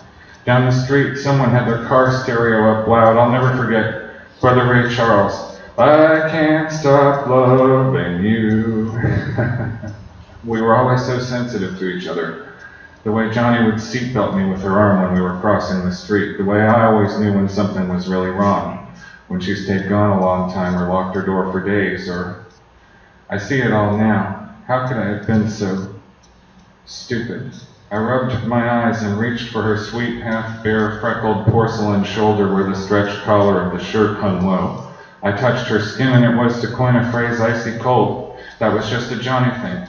One of the million Johnny things I merely accepted on face value, the way I accepted her on face value, miracle and all. She turned cold when she was lying about something or having to tell someone what they needed or wanted to hear that wasn't true. Trouble with the thermostat was all I ever thought, and I let it go. I stood there and took it, and I let it go. All I ever thought to do, time after time, I stood there and took it, and I let it go. And that night when I touched her, it wasn't her anymore. It was something wearing her skin. Little stranger went bananas, but I had to figure this out for myself. I willed my disease to sleep and attempted to bridge the oceans of space that exist between any two humans who ever thought any one could know or love another. Johnny, honey, you're sleepwalking again. Come back to bed. Ow. Flip, crack. I can't stop loving you. Those icy hands sinking not just into my flesh, but the dark matter behind it, behind the nanites, behind me. All of a sudden, Johnny was behind me, having flipped me to the floor and broken my arm. My arm. I was sleeping. Aristotle talks about things that go crack that way, that final, that prophetic, that kind of crack that nothing comes before and something comes after because damn. That face staring into mine, the eyes silvering up, the mouth twitching with dyskinesia, thin lines of drool reflecting silver from either corner of her serpentine mouth, whose left stretching angle looked like the aftermath of some kind of stroke. Are you in enough pain yet? She croaked in a voice 10 times scarier than Little Stranger's, mechanical and auto-tuned and many-toned, whistling and ringing back English like her granny must have sounded, full of weird Cotswold starts and stops and ups and downs. But another voice behind it, a voice I knew, a dead voice, and 10 more that I didn't. Not good. Whatever this was, it was the worst thing that ever happened, and I already knew I hated it. I was looking up from the floor, barely aware I was kneeling and clutching the massive, galaxy-sized source of the pain. We both looked at the bloody, weird-looking piece of bone sticking out of my forearm, and my disease began to howl. I hate it when she howls. It rips my heart right out. Worse than your own dog might howl when it unearths a corpse in the dead of night beneath the once solid foundations of something perhaps more temporary than it wanted to be. Little Stranger flowed out over the nasty fracture, ripping me apart with a million more effective invectives than Johnny ever knew. The extrusion felt like bathing the fracture in acetone, but only for a second. I looked up into Johnny's eyes and no one was home. That hurt worst. What I sensed there hurt worst. Skull sockets where I'd only ever deluded myself into thinking that anything else had ever been in the first place. The mind always finds a way to fill in the gaps, but there's still gaps, and everyone else can still see them. My dear sweet girl's head was cocked, her skin dope-sick pale and sweating but for spots of red, 2 whorls about the eyes that were, each iris had swallowed the whole ire. What in the... Rather than her sweet slate gray color, the color of lightning storms, her eyes had gone as silver as the stuff coming out of my arm that stanched the blood and boiled the skin back together. But couldn't this... Ow. You disgust me. What are we even doing? This is just gross. This whole thing is gross and wrong, and human beings are just gross and wrong and... Full silver now, networked with squirmy black cells, fibers that went back and back, swimming like spermatozoa, growing like fabulously complicated algae, structuring structures that looked like they were gentrifying the whole neighborhood. A million maddening little things that made no sense, whirling through my head, shrieking in shock. Oh my God, love, what did you just do? What is happening? What in the... Oh my God, I'm so sick of the self-pity. The human grindhouse flicked newcomer croaked with her mouth in that voice that was many and yet none, deep and yet more, like a sparking radio aerial being snuffed out in a dirty ashtray. There never was anything to you, not even before. You make me physically sick. When did you become such a pussy? When did you ever go away? When did you stop being able to be present? To be this capable, grown human being you pretend to be in front of everybody and not hiding behind the absolute wrong skirt you could possibly think to. From there, it probably hit a nerve. But for me, it degenerated into nonsense glossolalia when I tuned it out. When I dropped my feverish, reeking, reknitting arm and dropped my jaw, and I think I would have pissed myself if I hadn't been up to piss just a little bit ago, 1,000 years ago, when I was sleeping. I had to tune it out. I had to, because it made so little sense I couldn't look it in the face and stay sane. Those rolling silver eyes like strobes on the bubblegum lights of disaster. I looked her in her sweet face and heard the voice of Dr. Jeep whinging and crackling from her throat while I licked the dust of the floor like a serpent, and then something tried to speak up for me. I loved that thing when it spoke. It did me a favor every time. It was a thing that had been working a door since it was 19 and been used to doing so in just about every condition known to devil mortal man. Used to having to pretend to not be half shit-faced or whatever my younger, stupider, drunker self was when I got there, having to get up off the floor anyway with a whole slew of bruises and no pride or fucks remaining everywhere, and pull the fucker down by his shoelace and tell him with a knee in his ugly face, no, by God, you will not. That thing clapped down over my face now like a steel visor. Okay, I'm gonna have you stand real crunch. Holy, what, floor? Again. After a brief flight and an irresistible force meeting an immovable bedroom wall. Right around that point, little stranger finally decided to wake all the way up. If that's really how you want to play it, I let my disease do the talking sometimes. But this had been coming for a while. She was trying to tell me. Did I listen? No, I let the external hard drive brain meats do all the thinking and drag my body and disease along to hell backward. For the first time I saw it that way, and I was really, truly sorry. But not as sorry as Johnny Static was about to be. This is going to hurt me a lot worse than it hurts you. In between our words, we were judiciously rearing from the floor and making scales. Plates and scales of male on male, snicking and sliding atop one atop the other.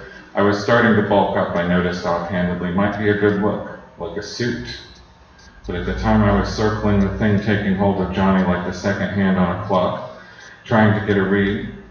Bletchley 6, this is Lightning Project Cell Sleeper. Do you read? Bletchley 6, this is Lightning Project Cell Sleeper. Precise GPS coordinates at your behest. Sleeper at full operating capacity. Updating system. Downloading updates. Downloading. And then she looked at me and it was just her, but Johnny. Just her, just Johnny, dopey and sad and well-intentioned and full of fight and irony and some side-mouth wisecrack, just waiting to put an arm around me. God, all I wanted was her 2 arms. I wanted this all to be over, to have never happened, for her to wake me up after this long nightmare and tell me that none of those things could have happened and to come put the movie back on. Why the fuck did human beings even have to exist, save as vehicles for the kind of enduring awfulness we just can't keep to ourselves? I'm sorry, Johnny sobbed, knowing she wouldn't remember her the worst of all. You don't understand. Bletchley Hut 6 was where my granny worked. That's what it's trying to get back to. The things that were wrong with me were wrong a long time before you ever got here. And yeah, I let you down, but you have to see that I'd had it. Can you blame me? I cocked my head, waiting for the glow to dissipate. You can judge me all you want, but I'd had it. I cloaked myself the way we did, bent light around my disease, and shrugged the arm off that was half draped around my shoulders, half seatbelting me. The seatbelt that could tighten to a chokehold in minutes. The very hand, as I had considered it, that had done the better half of holding me down. Fuck your depression-feeding, suicide-worshipping line of shit to hell. Little stranger was protesting very vehemently, but one driver at a time. She'd done quite enough for a while already. My turn.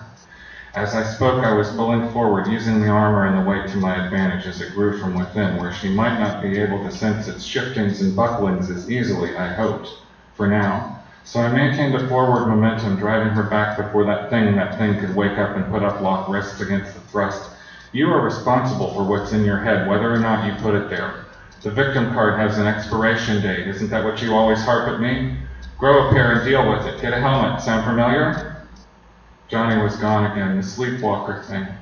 What did she always call it? The sleeper cell in her, the alter, like an alter ego or some shit, but mostly she just called it typical. Typical to throw a shit fit and show your true colors when you think you have the upper hand, just like Hub always said whenever a fight didn't go your way. Sleeper. It was a word and a name in a Woody Allen movie I could come to equally loathe. Whatever it was, Jeep and whatever else was in there was trying to say had hit a nerve, and they could tell. Oh yeah, you should hear the way they all talked about you after you finally got fired. Matter of fact, I think Johnny has some of it on her phone right here. You got in her when she was out trying to walk the stones like I do, I guessed, feeling forward, surrounding myself with my disease tighter and tighter, till I got the spins from the pressure and my stomach started to lurch with all that potential energy. You think you can take us apart with your little socket set? We were designed by someone whose shoes you're not fit to tie. Far above your station, we're here to take you apart. I've come to disassemble you and your little disease too, Legion. I've come home. So you were like this the whole way through, the whole time? I finally spoke the real deplorable words, the ones I couldn't ask every time we fucked, every time she kissed me, every time I touched her skin. Did your parents know that you're a cyborg? Were you born that way, or did they add this stuff? I can feel it bumping behind your heart. I can wait. How? Toxic tears smoked down your old pal's Legion's cheeks. How many of you are in there? Do you grow all your dissociative identities to full term? As I spoke, the whispery dead tree thing that used to be Johnny did something I didn't understand. A wind bent light in the room, and in that pale, fragile, fight-time, bullet-time moment that only we could see, Johnny's hands and face twisted and she yanked. I felt an actual breach in my forearm. All of a sudden, we both looked at it. The silver was fading. The glitter was going away. For a moment, it was just translucent skin, sicker than I'd ever seen it, candy apple gray and flaring with the rose madder violet fire of autoimmune call and response, skin sign and accident, lesion and demyelination in the place between where I stood, just me, really able to move. Then my arm was up, like a gecko's tail, except painful and getting blood all over that nice rug. Some of it was me, just flesh and bone. Some of it was my poor disease, shiny and silver and fluid and motile. My arm was off, laying on the floor. One would have a bird. That's your arm. I soon joined it, looking up. Her sprung Doc Marten monkey boot on my neck.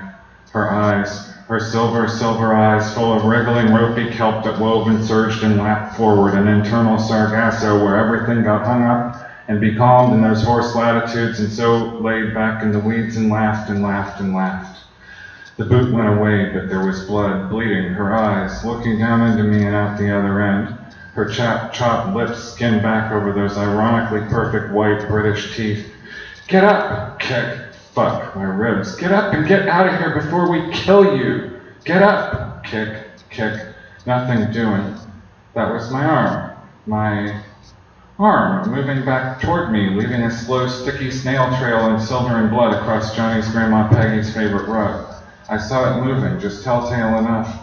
Little stranger was screaming and I had to shut her voice out too, but I heard maddening parts. Hold on. But I heard maddening parts. No award, I love her, I love you, please don't fight, make things be okay, please make things be okay. I rolled between Johnny and the arm, making the motion look slow. I saw the electricity beginning to crawl across her flesh, seeking the ground, looping back to her brain that probably wasn't physically very much anymore. I saw through her to what she was all along, to what grew in her all along. I rolled over slightly and pop. The itch began almost immediately. My disease absorbed the flesh of her that had been inside my arm, around it, through it, with it. I took a long cleansing inhale and exhale. For the moment this was permitted. None of it seemed to take any time. No time to wait.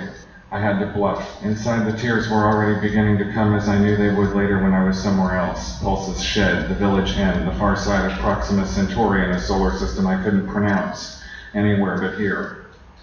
You ain't so much. Then I let my disease encapsulate the whole problem that started and ended with me. All those plates and scales now swelled up and shut off everything else. I drove her backward so quickly with my crossed, hardening forearms that the motion surprised both of us, all the way through the bedroom wall and into the bathroom. Johnny pivoted slightly, squirming beneath me, and drove upward with both feet. It would have been my nuts, but little stranger was ready and willing. We both remembered the paramedic story Johnny often told about her ambulance partner losing his leg when they had to transport someone morbidly obese. His legs got stuck in the person's fat. Some stories you never forget. Association, improvisation, imitation. I let my disease do what she did when I needed her to do it on rough nights when this was all that was left.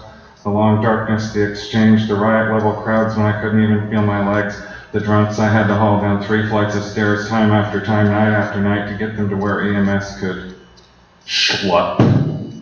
If I live to 10 times my age, I will never forget that sound. In those seconds, apart from everything regardless, it all swam up crystal clear that this had kind of been coming down the pike for a while. With us, it was the beast in each. Pain in my guts, ripping, the glitter was starting to fade again, the silver turning to a lead paint gray. We expelled, and my new Weapon X took out a good chunk of tile when she hit. Time enough to put out 2 more pseudopods behind my back and waiting. Weapon X, EX, spit a clot of blood, twitching, trying to use the rim of the tub to get back to her feet. I tried to not let our toothy tiki god Moe Kava face betray the 2 pseudopods sneaking out from under my black pullover in the back. Sneaking, just another foot, and from the front I let little stranger rear us sorrowfully down and lock Johnny's own cuffs on her wrists as she kicked and bit and cussed, and told me more things I was sure I would never want myself or anyone to hear. Things that would tear me apart to the foundations if we flipped. The cuffs went backward onto 1 pseudopod in the front as Johnny extricated her wrists, twisted around and backward in ways that no unaugmented human could. I goggled for a second, just long enough for the cuff to snap to the towel rack. A useless distraction. I slipped in a second, but then oh God, ozone. She still wasn't looking behind me, but ozone. It made me horny. Oh God, but not this way, not gathering around her, making the fibers of the towels on the rack stand up, making my fillings hurt, making heat shimmer around her hands, little brain zaps and snaps and pops of light, like chewing a wintergreen lifesaver in a dark room, like a Tesla coil, like something that needed an off switch. I flipped the cuffs into my hand and whirled, finally betraying what my back half was doing. The lid from the toilet tank tonked up into my waiting grasp, and little stranger flipped it into my hands for the coup de grace, which happened too in one long stroke, one clean Aristotelian arc of whoosh, you worthless, pathetic tonk. Even a cybernetic organism I could never possibly understand will at least go offline for a minute when it meets that much porcelain. I dropped the lid, which had some black stuff that wasn't blood on it as I understood the definition, and vomited for a full 5 minutes. I hadn't even let little stranger feed. For the first time I could remember since I quit drinking, it was just me vomiting from something that made me physically ill. And as soon as Johnny began to twitch and cuss and moan, fuck it. I keep saying, I'm not a superhero. Same as Johnny kept telling me I'm not a bouncer. I'm not. Fuck you. I'm not. Because I just left. I just slammed the door and left. I wasn't even trying to hear any of it anymore. I just let it begin, in due course, from the place whence everything sprang.